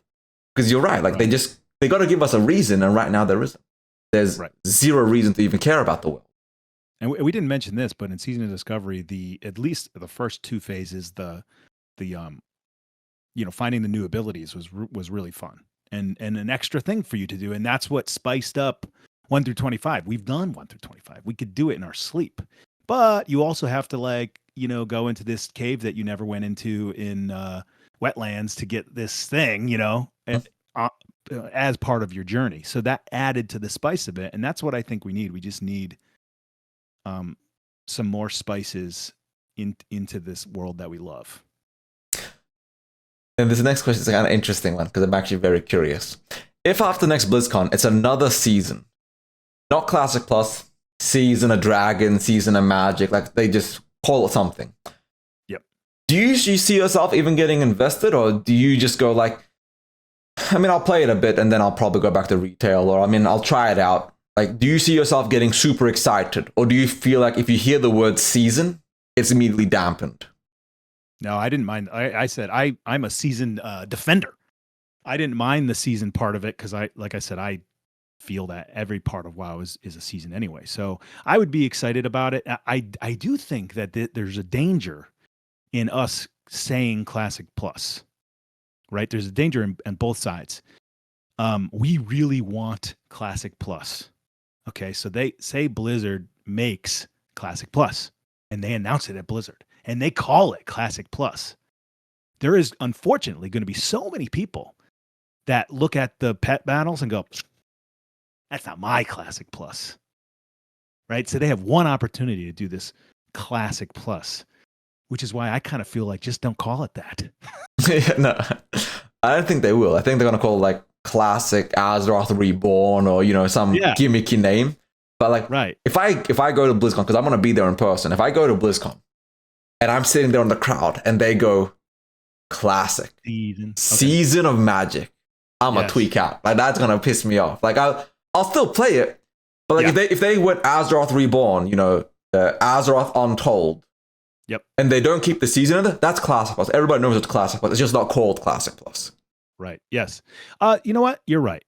I think that I would be way more excited for this idea of the timelines going like this, and that's what I'm really excited about. Like, this found photograph thing is such a really cool, brilliant idea on how to expand Classic. Because are you a Breaking Bad guy? I am. I love Breaking Bad. Better Call Saul. I didn't get as into it. I liked Breaking Bad a lot more. So Saul was good though. So I thought by the end of Better Call Saul, it may even be better in my opinion. Maybe that's a hot take, but together as I see whole, it. I see what you're saying. Yeah. Okay, so the point is they were able to tell this amazing story without fucking up anything that happened in Breaking Bad. It was a prequel, right? And we all love backstories and flashbacks. Remember Lost? Every time they, in Lost, they would like do a flashback and you would find out what they were doing in real life or before we met them on the island or whatever. Like, that's the avenue that they can go and really create stories that don't mess up what they're doing in Midnight and The Last Titan and all that stuff. So when we all went through the dark portal for TBC, what were those Trogs doing? What was Vanessa Van Cleef doing? What was happening on Azeroth while the other heroes were in Northrend or through the dark portal? So I have a question. Do you think Retail's lore is good?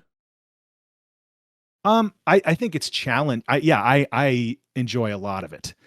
And in the past couple of years, I've really sort of dived into some audiobooks and stuff while I'm traveling. And I really watch a lot of novel on YouTube, and Platinum WoW I think is amazing.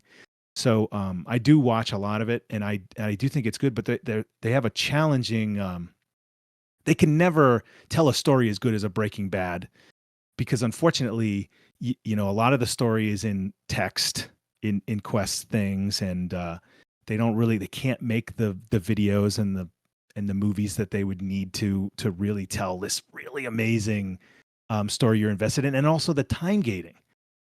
Is it Yeah. You don't get a resolution for like 5 months sometimes, and that is not great for a storytelling device. Would you prefer Classic Plus to go on an alternate timeline where it diverges from Retail, not a found photograph, just like a whole new timeline, like a WoW 1.5 essentially, where they do their own separate storyline? What if the gate never opened? What if Illidan never became mad? What if the Lich King stayed asleep? What if Deathwing never woke up? I think I would be disappointed. Really? Yeah, I think that the challenge. I don't necessarily want that. I want to feel like I'm playing in the same world. I would play it. I would play it. But I love this idea of getting the prequels way more than I want to see what would happen if we didn't go through the Dark Portal. Right? Interesting. Like this, it was very quick, but this idea of us seeing Lillian Voss before she was undead, because we don't know what she was doing before that. We don't really have much of her backstory.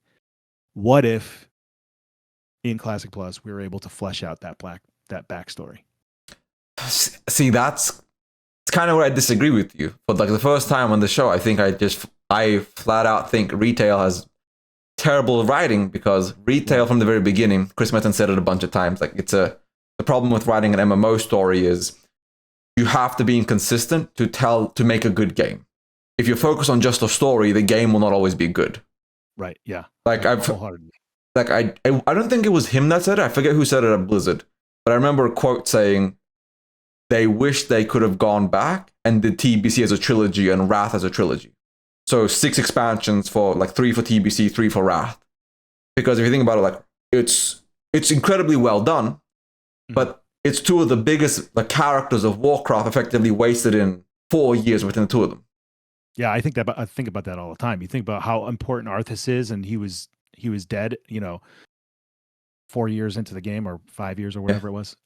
That's crazy. The timeline, it's insane. I think real estate. 20 years since, I think I looked at it recently. From vanilla to modern WoW is 30 years, or 28 years, I think.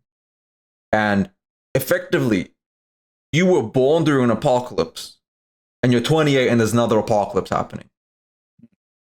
For your entire life, there has never been it's always been this is the end times every 2 years, and I feel like because like you said, it's the gameplay is more important than the story. Where I think in Classic the story is just as important as the game because of the lore and the stuff.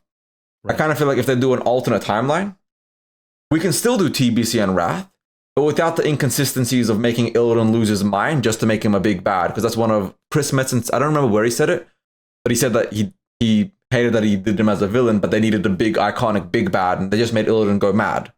It was a weird plot hole. You go from Warcraft 3 to TBC, and it's like, why are we fighting Illidan? We should be on the same side, but he was a villain. Like, Arthas being a villain makes sense, right? Lich King. So in my opinion, and this is just me, I would want an alternate timeline, because I think Retail shit the bed with the storytelling, because they focus so much on gameplay and good game design. BFA Shadowlands is neither of that. But yes, I feel like the story is so important to me. They should do an alternate timeline. Okay, I got a counterpoint. Okay. You said, well, why weren't we on the same team as Illidan, right? What if in Classic Plus there's a whole Ashenvale area, maybe Nigel storyline, where we find out why we're not on the same team? But Go So ahead. the thing that I'm thinking about the most, right? And is Star Wars. You brought it up earlier. Did you watch any of the Clone Wars? I did. I didn't watch I watched Clone Wars, but I didn't watch Rebels and the one after that. I Okay. forget the names of those two shows, but I did watch the Clone Wars. What was it, 6 seasons, 7 seasons? Oh man, there's so many episodes. It's almost too much. But great storytelling. Dave Filoni is awesome. Absolutely. One of the best things to ever happen to Star Wars. I believe that most of the stuff that he touches is just awesome. And him and the Mando creator, I forget his name, Favreau. Yeah, something Favreau. I think they're doing great, right? What we all watched the prequels and thought that they were kind of lame, and it was kind of like Anakin's a little lame. Why is he whiny? Like this love story is so dumb, and he's not cool, and that was all the big problems that we had. If you watch Clone Wars, and then you watch that, it changes everything about the prequels.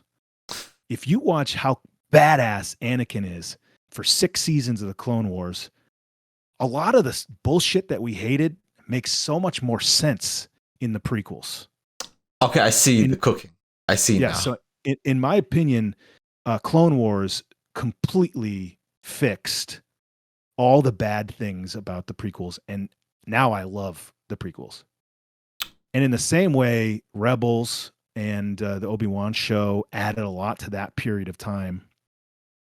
We don't know for sure yet, but I believe that Dave Filoni is fixing the sequel trilogy with what they're doing with The Mandalorian. And, one of the worst things about the sequel trilogy is somehow Palpatine's returned, right? That's the meme that they keep talking about.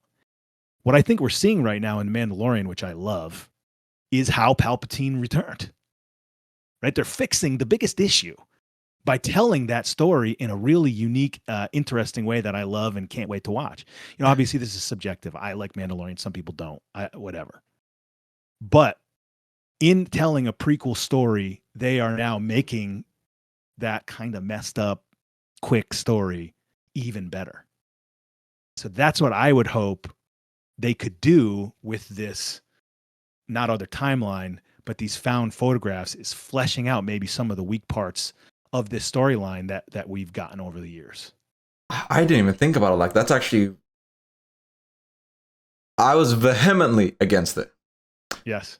Now I'm not as against it. I see what you're saying. If done right, fixing the storytelling, fixing the plot holes and the gaps could be a really cool way of seeing why Illidan sent him. Because I know they went to novels and they tried to fix their own plot holes and retcons. This would let Chris Metzen fix his mistakes, right? So it would actually be a really solid way of seeing like all of these alternate things happening at the same time. And you know what? You gave me something to think about. You give me something that I might make a video on that. That's actually an interesting topic that I could like deep dive. So I still think an alternate timeline would be better, but now I'm not as against found photograph moments. Yeah, I think it would certainly be easier. So it really depends, and you're right. They have to do it well. And the examples that I'm giving you are some of the best storytellers in the history of media. We're talking about Breaking Bad, relatively, but maybe one of the best shows of all time, and Star Wars. Dave Filoni is such a great storyteller. Everybody says that. So I'm giving you 2 examples of where it worked. But who's gonna do? Is that Metzen? Is Metzen gonna be able to really flesh out some of this stuff? I think he wants to, because he came back and they let go of a lot of the writing team. And I know they've hired some new people back, but Midnight's I'm so excited for Midnight, particularly because this is the first expansion Metzen has fully written and directed since Warlords. And they scrapped almost all of Metzen's stuff in Warlords, because I'm not sure if you remember, but in Warlords, the Blackrock Spire and Black Temple, before it was Black Temple, I forget the temple's name, they were both meant to be faction capitals. Ashran was just meant to be a PvP hub. The Shattrath was meant to be a neutral, it was meant to be a raid there. There was meant to be a third neutral garrison you could pick. So if you didn't want the Orc or the Alliance one, you could pick this neutral Draenei structure, I think. I don't know what it was meant to be. So WAD was completely scrapped. So all of Metz's stuff was scrapped. Yeah. And maybe he is. And he's if back. it was in his hand, I would trust it. Exactly. You think about that. It wasn't even. It was so small and irrelevant that it doesn't really matter. But the idea of this shadowy character that we met in Season of Discovery for the epic profession quest line, right? And the people that were saying like maybe that's Xalatath, right? That could have been super cool to see some sort of past dealings that Xalatath, the bad guy that we're seeing right now, 20 years later, what was she doing 20 years before? You know, there could have been some really unique storytelling points they could have done in a Classic Plus that would even add to what they're doing right now in retail. I agree with you. I thought there was gonna be like some tie-in, like Phase 9 or Phase 8 or whatever, that they were gonna be like, and the whispers to Grim Batol, and like it's gonna be a priest quest line item where the priest go, because and in lore, a priest retrieves it from Grim Batol, but we never learn that person's name, and then another named character picks up Xalatath and carries on from there. But we don't actually know much about the person that got it out of Grim Batol. And I thought they would play that. I thought they were going to do like a priest questline where you go down in there, or like maybe like they take like BRD as an instance and they use that as like a fake Grim Batol. Go down, and as a priest you do this quest line, and then you find Xalatath's dagger, and then you get like an epic dagger that you get to use called Xalatath's whatever, and from there they just end it, right? They was going to be like, well, this is all for now. We'll see more later, and you can discover more in retail. But like, it's the found photographs could be amazing if done well. My worry is the if. Is Chris Metzen going to help that much? Is he actually going to like approve stuff? Is he going to be very strict? Like, what freedoms and creativity will the Classic devs be given? Right. Maybe my copium here is that maybe they wrote something really cool for the Xalatath storyline, and then they were like, maybe save that. Classic Plus. Maybe they save some of the good storyline stuff for the actual Classic Plus. I wouldn't be surprised, because I know we weren't even meant to get a Phase 8. We were meant to get a Phase 7.5, which was meant to be like a 5-man Scarlet Crusade dungeon. And then they were like, let's make it a raid. And we got a really amazing raid. Oh man, you got the mind rolling, you got the mind thinking. I'm now like, shit. Right. Because when you think about the future of World of Warcraft, right? Like, do you keep going and going and going and going, and at one point, I don't know, are we on different, are we moving to different planets? It just seems like it's so exponentially fast in its growth and where it's going. But to really keep a future going, I mean, there's thousands of years of time and storylines that they could be doing with these found photograph things. I've said this, one of my things I want is Caverns of Time, where you go back, like the founding of Stormwind and like driving the gnolls and kobolds out of like, Alwyn and Red Ridge, and just conquering all these lands. Yes. What do we see a perspective from the humans being the bad guys? What if you go back and you have to help the gnolls because the Stormwind, they're colonizing, right? Stop the colonizers. Like, there's so many cool storylines and elements they can look at. Like, what if the Alliance isn't the good guy? Like, there's so much to talk about when it comes to lore and story, that the found photograph stuff could be done amazingly well. Like the Arathi Empire, the old Arathi. Because now I know in retail we're talking about the Arathi Empire returning, because they have a secret hidden empire somewhere else on the world that we don't know where it is, if I remember correctly. Right. Is that what it is? With seemingly its own storylines. What's been happening to them. Do you know much about retail's current lore, like the Arathi Empire? I've followed much this. I'm not. They're actually Tuesday. There's a whole new Arathi storyline that just dropped. I have not played it yet, but we don't know. I mean, there's not much known. There was another empire. They were traveling because they were called to do something, and then they got like transported underground, and that's where they've been for 5 years or 10 years or 15 years or whatever it was. And they made this colony underground, protecting this, jewel in the sky or whatever it is. Interesting. So we don't really know where they're from, who their god is, who their leaders are. And you would assume that maybe we get that in Midnight or The Last Titan, or maybe that's where WoW 2 is going.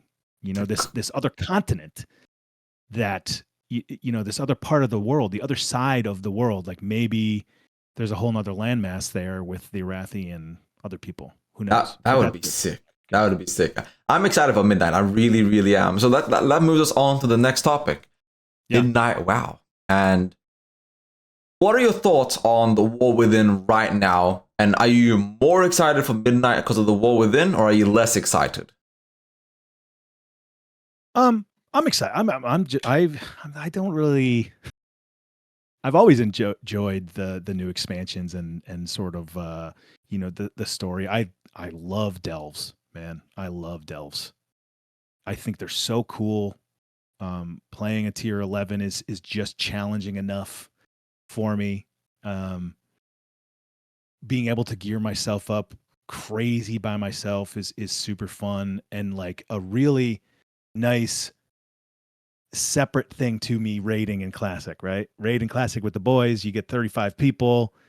But I also, if I'm just in an airport lounge and I got 45 minutes, I can run a couple of tier 11 delves and progress my character. So I love that system. The story I've loved. The zones were fun. All the little mindless things that they have us do. Some people say they're kind of like pointless and whatever, but that's kind of what I want out of my retail. I kind of want to go do this world event. There's no, there's no fear of dying. My mind's shut off. Maybe I'm watching a movie. Maybe I'm getting my rep up. So I really enjoy it. I'm looking forward to where this story is going, what the raids are. They just announced this new, Karoth, whatever it's called. The void, the ethereal planet. Ethereal people. Yeah, I'm fine with that.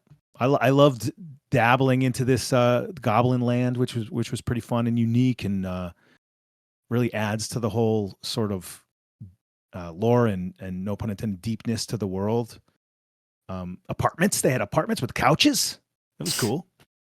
Player housing. I'm looking forward to. That's something I've always wanted. I actually liked the garrison in the sense that I liked just customizing it. As you could barely customize it, but I did like the idea of how I could customize. So you didn't like it for like what it was, which is like, this is your own city, your own hub, you farm gold, everything. Yeah, you liked it for this is my home. This is my house. Yeah, I liked the idea of it. Yeah, for sure. And I played as much as I could at that time, trying to make it a like super powerful garrison. But I'm looking forward to player housing maybe more than I've looked forward to anything in the game. That is fair. If you had the option to pick a race and have their architecture for your house, what would it be? I consider myself a human paladin. Like that's my main. That's my main thing. Westfall, Owen Forest, Stormwind. So in my mind, it's going to be like that alliance human architecture, I think. Okay, no, that's it. For me. Yeah, I kind of want like human architecture, but I'm a horde player, so like it's this weird thing where it's like I kind of wish we had like our own version of like stone castles and battlements, like not the undead theme, but kind of like I wish like we had like rebuilt Lordaeron, like with how we have what's her name, Arthur's sister, I forget her first name, the new Menethil leader of the Forsaken. And I wish we could use her architecture for housing, but on the horde side, because I'm a troll player since 2010 effectively. That's when I picked my first main. Yeah. I'm on the slightly younger side, so I didn't actually get good at the game till Cataclysm. And that's where troll druid was a thing, and I got to be a troll druid. My first character I ever played was a Blood Elf Paladin, and I had no fucking clue what I was doing. I was terrible at the game. But then I got better later on, so we'll see. Or I know maybe you could do the human architecture with like some troll decorations, and maybe that's enough. Could be cool. I know right now it's only orc and human architecture, because the neighborhoods are in Stormwind and Orgrimmar, right? Right, but I'm assuming you're going to be able to get like a troll chair.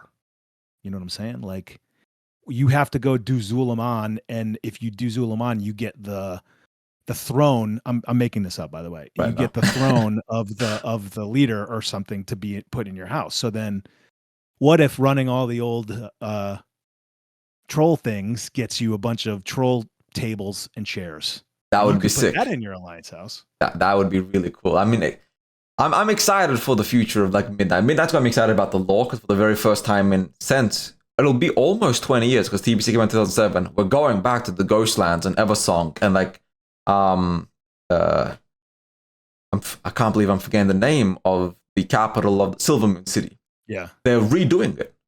It's gonna be Silvermoon 28 years later. What does that look like lore-wise? Like, are they gonna actually rebuild Silvermoon as a whole city, as a new hub? Like, what does that actually look like for everybody? Right. So yeah, I love that. I love the possibility of that, and that's kind of how I play retail. I do all the quests, I read them all, I try to gear my guy up as best as I can as a solo player, and that's kind of it. And right now, I do my 4 delves, 1 or 2 world events, and that's all I do every week. That's all I'm doing, and then I'll spend most of my time playing some version of Classic. That's interesting. I remember, I forget, because retail devs actually go out of their way and they're on a bunch of conferences, podcasts, shows that they talk as much as they can. And one of them said that it's a surprising statistic, but most people don't raid. And I wonder if that's true for Classic as well, because like hearing you talk about retail, I know in retail that's a fact, but I wonder if that translates to Classic as well, where a huge portion of playbase just levels, they do hardcore, they do random stuff, dungeons, they farm gold and just have a bit of fun, and they never raid. Yeah, I would think so. I don't really know many people that my brother does. My brother has a crew, but they're very like lax and nonchalant about it, and I think you can be. You also like don't even need the gear in these raids. Like I my gear is just as good as him, and he's a hardcore raider, and I just do delves. So it's interesting. I wish you just really have to find the boys. You have to find the crew that you really. I wish Blizzard would show the numbers, because we know in retail a lot of people don't raid whatsoever. I wonder if they showed the Classic numbers and all these people using raid logs are so completely wrong that 75% of the player base does not raid at all. Like, I don't think it's that high, but I would not be surprised, because if retail showed me one thing, the Classic player base is about the same age as the retail player base. It's a lot more chill and relaxed, and like they don't consume content or YouTube or forums. They just play the game and have fun. Yeah. Did you play Mr. Pandaria Remix? I did. I loved it. Loved it. And you're still excited for Mop after you just played Remix? No, that's part of the reason why I'm not really. Yeah, I just did it. I was what they call, actually, I don't know if they call it, but we called it a Cape Daddy. So I spent a lot of time upgrading all my gear and making my guy super powerful so I could one shot the raid bosses, So that's what I did. I played so much of it. I made my character so powerful. I did like a demon hunter, and I would just run like my bro and a couple other friends like through things, one shotting everything, and leveling other characters and all that stuff. I loved it. I thought it was really unique. It's not something I would want to play all the time. Okay. But I did love my time in it. So are you excited for the Legion remix, or do you think it's kind of like it's too soon after Mop remix? Like, do you like the idea of remixes being like once every 2 years, or do you think it should be like a once every 5 year kind of situation? Like, what are your thoughts on remixes? I thought that Mop remix was at a perfect time. It was like I felt like I had nothing going on in retail at the time. In the regular game, there was no other sort of goals to do. I was maybe keeping up on some world events on my character. I'm not sure if there was anything super popping off in anything at the time. At the time, I'm not really sure. It was just a perfect time in between the next expansion.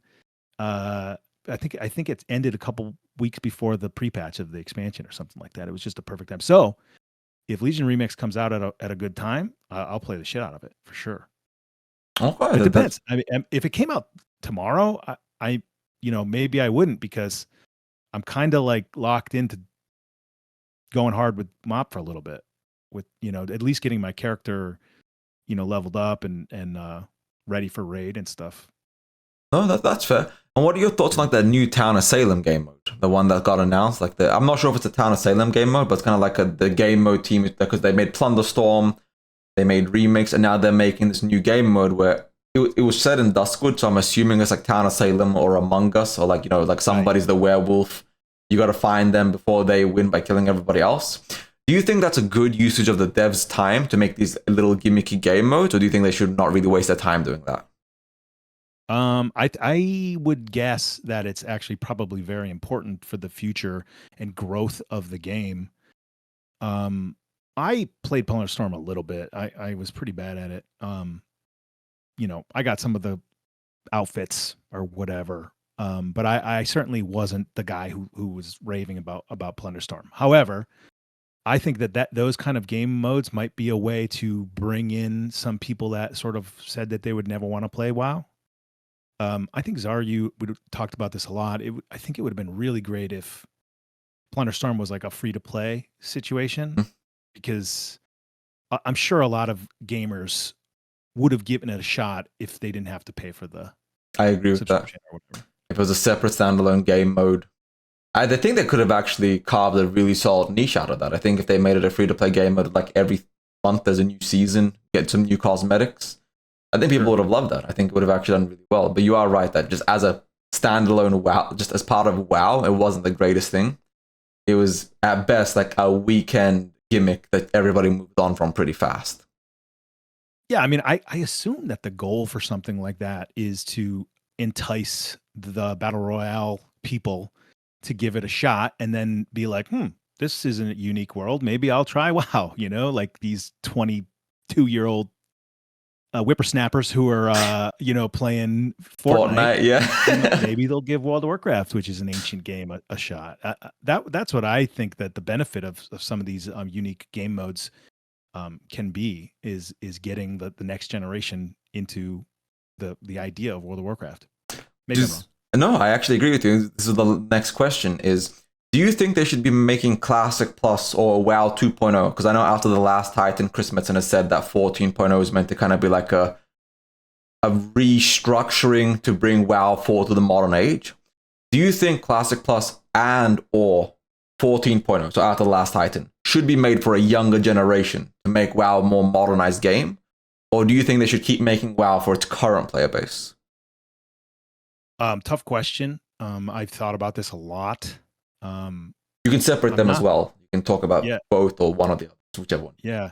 I'm not totally sure.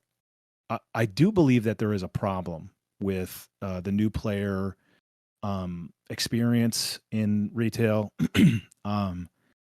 I do think that there's almost too much and it's too overwhelming, and they don't do a good job like driving you into the right direction.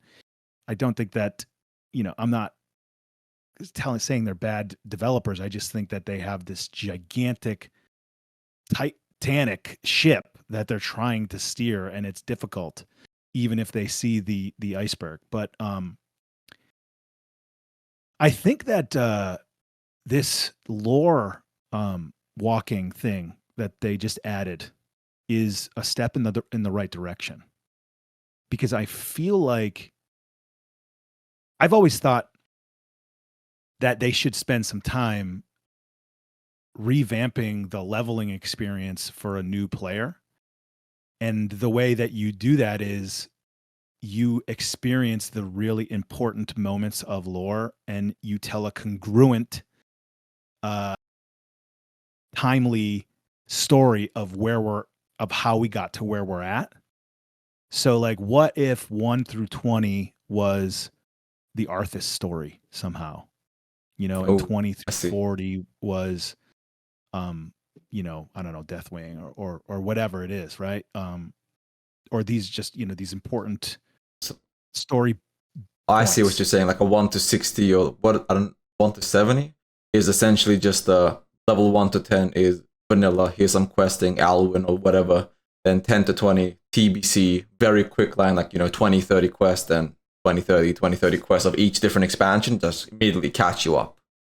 Yeah, maybe with a dungeon at the end and a little cinematic or something like that to sort of finalize a story. Maybe it has something to do with Caverns of Time. I don't know, but there needs to be some sort of like straight line story that you're following that also catches you up completely to where we're at right now. My daughter's 9 years old, and I'm trying to play the game with her. and I'm a WoW veteran. I don't really know where to take her. I don't know what the best use of the time is, or what she can see or have fun with in the retail game. Like, I think we're level 28 now. Where do we go? Like, do I pick an expansion? Do I just do Legion? And the problem is, you do Legion, you only do one zone. And you That's horrible storytelling. And then you're max, and then I'm like, well, now there's a Titan in the world, and she's gonna be like, what are you talking about? Okay, sit down. You got to watch this 10-hour novel video to catch up before we play World of Warcraft. Right. So they added this new lore walking thing. I have not tested it, but you essentially play through the Arthas storyline. And if that is a way that you can get experience, I think that's a very interesting direction for the future of the game. Absolutely. And if they can fix that, then I don't really necessarily think that there's a need for a WoW 2 per se. But yeah, I don't know. It's a very tough thing because could you imagine telling these guys that have been playing this game for 20 years? Not for you anymore. It's for the kids now. Get out of here. Yeah. It probably wouldn't go over your well. mounts don't mean anything. You can't ride them in the new world. It's like, what does WoW 2.0 even? Like, I know Chris Metzen talked about it. He didn't say WoW 2.0 is like a new chapter for WoW after the last Titan.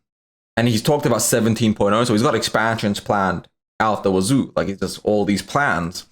And it's effectively a WoW 2.0 because they've spent so much time modernizing WoW. Like, housing would never work before, but now it does work. In Classic, you can't change the terrain, and they pasted New Avalon in without breaking the world. The technology to change WoW now exists. So WoW 2.0 is not necessarily a WoW 2, but effectively letting WoW start a new chapter without the restrictions of the past. At least that's what my thoughts are, but I'm kind of curious what direction they really go. But I think one of the biggest clues actually is that they're not going to start a new game. I think a couple people made videos about this recently, whether they would stop and make a WoW 2 or whatever.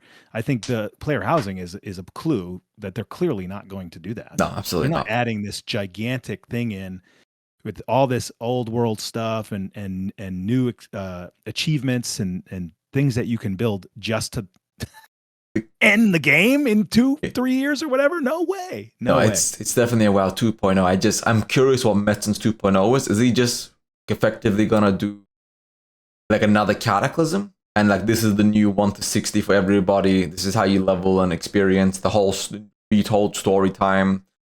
Like, I'm curious what that looks like. Right. Then I did think like, what if your character goes to the new continent, and maybe, I don't know if I would like this. Maybe your mounts don't work there. Maybe your gear doesn't work there. You still have it. You live in the same world. You can go back to the other things. You have all your stuff. Oh, but maybe this new continent is all new story, new people, new history. That's actually nobody's interesting. Ever been there. Because in the last Titan, Azeroth's meant to wake up, and if she wakes up, Azeroth blows up. Like, everybody's dead. Like, because the planet breaks apart, she's actually a living human being the size of a planet. So if she wakes up and she blows the planet up, what if she like remakes the planet as like you guys are free of my influence or whatever now. Here's Azeroth, and it's like a 100-year time skip, and it's like a new Azeroth in the future. And so you can still go back to all your old content, all your old mounts, all your old collection logs, but now they begin a fresh one for everybody. Right. You wouldn't lose anything. Like I thought about what you said as well. I feel like that would still piss people off. Yeah. No, that's what I'm saying. I don't know if I would like that. I don't know. It's a tough decision for them. But I guess if I had to guess right now, I don't think that they do something like that. I think they keep going. I do. I think it keeps going. I think they do some stuff to streamline everything, where they like effectively unbreak the leveling experience. Because like right now, when you level, it's so disjointed and chaotic. Like you go, as a horde player, you have 4 war chiefs, and you can see all 4 in the same 1 to 60 leveling experience. Horrible. I think you need a whole nother layer zone, whatever. The people leveling, I think they need to be on their own trajectory. 100%. And that brings me on to my final question. This is like something that's really big and important here, is that What do you think they're going to announce at BlizzCon? We know we're getting something Classic Plus, right? So it's not a question about Classic Plus. Do you think they're going to announce like a Warcraft 4? WoW like 2.0 after the last item? What do you think is getting announced this upcoming BlizzCon? It's about 15 months from now. Yeah. What do you think they're going to do? Well, we think Midnight's going to get like their announcement at some other thing, right? It was Gamescom this year, yes. Has that happened yet? Am I nuts? Gamescom is August, if I recall correctly. Okay. Yeah, so that would make total sense. So Midnight's there. BlizzCon, maybe we get the Last Titan. You know, features and whatever, how they do it. But I do think that's where we get the Classic Plus. It's either there or sooner. I think it has to be BlizzCon. I think 15 months from now. Yeah, I think they're not going to announce it earlier to build up random hype because Midnight's coming out, if I'm correct. Assuming they stick to the 18-month timeline they've said, and based on what I've seen in retail, they haven't missed a single deadline for patches. They've always been consistent. So I think it's going to stick to the 18-month timeline, which would mean February or March is Midnight. So that would mean if they announce Classic Plus anytime, it's going to eat into TBC's launch, Midnight's launch, into something else. I feel like it's like and I feel like Classic Plus is such a big thing that it has to be a BlizzCon. Like what? That would be like Microsoft announcing Halo at the PlayStation Showcase. Right. Yeah. True. Very true. I could see the Game Awards this year. When is that? December. It's like December 12th or 13th, where they announce all the big games. I could see GTA 6 getting a release date and stuff like that. But I could see Microsoft paying to announce Classic 2, or whatever they call it, right? And I feel like that would be a good announcement. Like they'd give us a 2-minute trailer. But I feel like it's a BlizzCon thing. I feel like it's such a big thing because Midnight's already announced. We already know the Last Titan's coming. So even if they like tease the Last Titan, like this is the trailer, this is the new zone, the new race or class, we know it's coming. So it's not as hype. It's still hype, but it's they announced 3 expansions at once. They could announce what's after. Right. Yeah. I guess it depends on how important it is to them. It's so important to us, right? Where you do a whole ass. It's my channel. A week on what this thing is, right? So we imagine this being like super, super important to them. But what if I don't like where you're going? It's just another season thing. Then you don't get the BlizzCon. I mean, then it's not that important. I don't know. I mean, they announced Season Discovery at BlizzCon too. So yeah, I kind of feel like it has to be Classic Plus, and they're not going to call it that. Like I feel like Classic Plus, as the name is tainted. I think it's going to be like Azeroth Reborn or Azeroth Untold. Like I think they're going to do something cliche like that, or just Classic 2. Like they might just call it Classic 2, which would be interesting. Right. It would still work just as well, but I feel like because like my issue with the BlizzCon is if it's not Classic Plus, what's the big announcement? Because the Last Titan is not that big an announcement anymore. No matter what they show about it, it's still, we know about it. It's not like this hype thing where we know nothing about it. We know it's the end of a trilogy. So if it's not Classic Plus, Last Titan's not big enough. What else could it be? Yeah. Yeah, I don't know. Well, what are the features of Last Titan? What are the features of Midnight? We don't know yet. Because delves, they added delves. There's a lot of information that you need on a expansion release. Just because we know that it's Last Titan, we can think about the lore implications and what that is. I think he said, which that's not the one that we go to Silvermoon. That's Midnight Silvermoon. Last Titan is the ending of Azeroth's story so far. It's meant to be a culmination of all of Azeroth. Right. So there's not much that we know. So there is a lot to talk about as far as, the new feature, the new class, maybe. Then, when they finally add ogres into the game. Actually, this is an interesting question because you play everything. What do you think is going to be more hype across the internet and the player base? The Last Titan or Classic Plus? I think that my algorithm is too focused on Classic, right? The people I follow talk about Classic. So I'm not really sure. Taliesin and Evitel, they are retail players, and I watch their stuff. So they're very hyped for all the retail stuff. But I'm not really sure like how hyped the player base is. The only people I see passionately talking about WoW are the classic people. So maybe that's just my own experience or who I follow and what I'm interested in the most. But I'm not sure.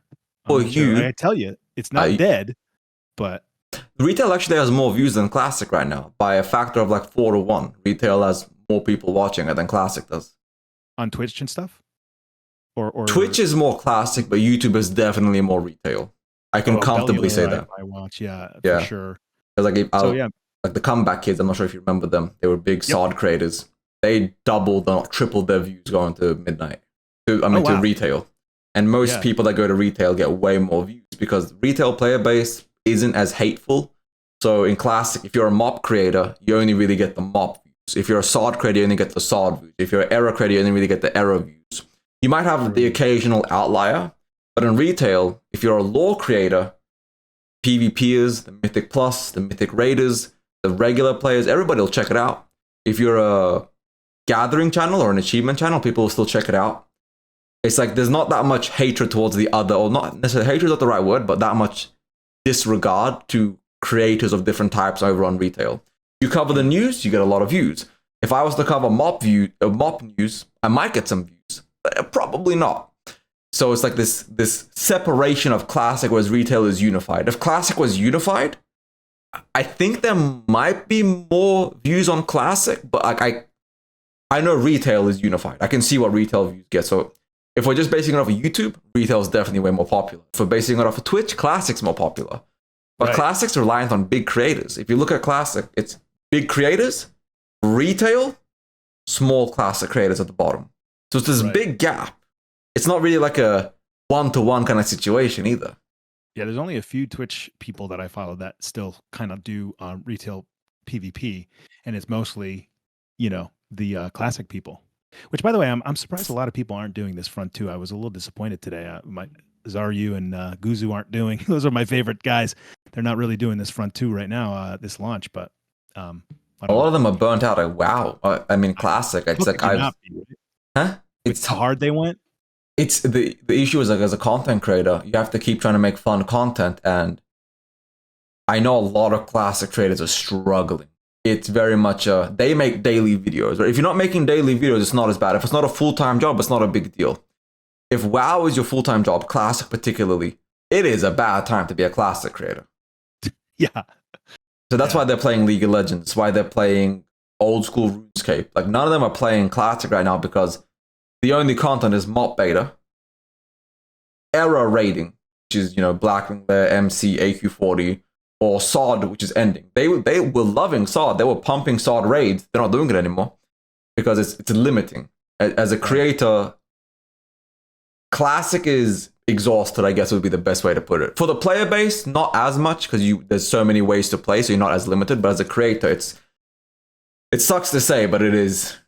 It ain't the greatest time. It's why a lot of them left. I can feel it, but I do appreciate that you keep the candle burning for the Classic Plus, and there's like you said, the Comeback Kids used to do SoD. They don't do that anymore, so you're still going that direction. I really appreciate that as somebody who watches the channel and theorizes with you on all this stuff. So no, thank you very much. Like I'm gonna keep that candle burning till BlizzCon. I just hope that candle blazes at that point because part of me is still worried it's gonna be a season, and that's to snuffing. I don't think the season's gonna be popular. Based on everything I see, if they do another season, it's gonna be really bad. Well, who knows what happens from now until then too. You got the TBC, which is probably going to be a little bit hype. TBC's hype. Maybe all this class balancing for MoP is going to be really interesting because the meta has changed. Maybe, like I said, maybe there's a community SoD relaunch thing that happens. Maybe hardcore pops off again. Who knows? There's a lot of stuff. It would be really good. It would be really nice to see if they could actually, truly, genuinely, give the classic player base more things to do and enjoy. Because I feel like right now, people view it as, well, look at all these games you can play. You have stuff to do. But I feel like for a lot of people, MoP is not a great game mode. Anniversary is just not what they want to do. They don't really want to go to retail So I think a lot of people are just not playing or unsubbing or just whatever, and it sucks because Classic is technically the best it's ever been in regards to how much you can play. Yeah. And at the same time, it's the worst it's ever been because of what you get to play. I don't know if that makes sense. Yeah, no, totally. It's in a weird spot. Think about how they didn't really push Cataclysm at all because things were really going hard with hardcore and Anniversary and SoD at the time, right? Those were very popular game modes, and Cataclysm kind of came and went. But now, it seems like the focus is on Miss way more than Cataclysm. So it's a weird time. You're right. It absolutely is. But I still find there's so many things I want to do. I want to get this rogue up. I want to do some PvP. I want to play with the boys in MoP. I want to finish that hardcore character. I want to log into my hunter on SoD every day and just look at him. See, but I feel like you are playing WoW the way it's meant to be. Just having fun. I feel like a lot of people that have tied their identity or everything to playing a particular game or a particular way have ruined the experience for themselves by hyper fixating on my game mode, my version. I feel like that's the biggest downside to Classic is the addictive nature. And when there's nothing to fuel that addiction, it turns to hatred and vitriol. Yeah. You get bitter. And that's the biggest connection, to bring it back to the beginning. The biggest connection that I see with the wrestling fans and the people that have made their whole persona of, being a wrestling fan or whatever. And they just become bitter and hateful and start making content about how it sucks. And it's just crappy life to have, crappy situation to be in. So. Absolutely. And I hope, and this is just something I hope people do, is try to look at the positives and take a break. It's okay to take a break. Yeah. You don't have to play a bad experience. Play a private server. Play a different game. There's so much to do. I understand the anger, but it's not going to help anybody. The best way you can vote is with your wallet. Just unsub. If you're that mad, just unsub. It'll show them. Yep. But thank you very much for coming on. Is there any final topics you want to talk about before we end the show? Man, I feel like, there was a lot of stuff that I wanted to say. I feel like I was able to get all that stuff off my chest. If anybody takes anything away from this, I'm not even sure if this was a good interview or not. From my part, you did a great job steering the conversation. If anybody takes anything away, I just have some fun, guys. Just have some fun in World of Warcraft. It's not that serious. Hopefully I see you guys out there. I guess you can find me on social media at Mark Sterling ESQ. Okay, I'm on Instagram and Twitter. I do have a Twitch channel, Mark Sterling ESQ. I was streaming every Wednesday World of Warcraft, but I started traveling on Wednesdays, and then it really screwed things up. So hopefully you can get back. Sorry, go. Yeah, I would love to get back to it. I loved doing it, but I don't have the time to have a regular schedule, so it's challenging. And then I feel bad when I'm canceling streams. And anytime you have to miss it, it's just a bad. Like, guys, I'm sorry. And don't be mad. But no, you were an amazing interviewee. Like, it was great. You had a lot of points of views that I don't get to see because a lot of people I interview are Classic creators or World of Warcraft creators, and I feel like it's an echo chamber and a point of view where you get being yelled at by WoW fans all day, that your point of view changes. So hearing somebody that from the outside that still creates, still makes content, still enjoys things, to hear their point of view on World of Warcraft. So this was a phenomenal interview. Thank you very much for being on here. You're an amazing guest. And hey, maybe one day you'll come back on again. Yeah. But thank you for having me. Appreciate it. And hopefully the WoW community accepts me with open arms. Or maybe I'm sure they will. No, they will. You had a lot of good takes. Be a dedicated hater, right? That's a good one. Absolutely. You guys heard him. You can find him at Mark Sterling ESQ everywhere online. If you guys did like this episode, like and subscribe. If you hated it, understandable. As you heard him say, be a dedicated hater. We don't half-ass hate on this channel. We full-ass it. Thank you guys. Evanhard out. Peace. See ya.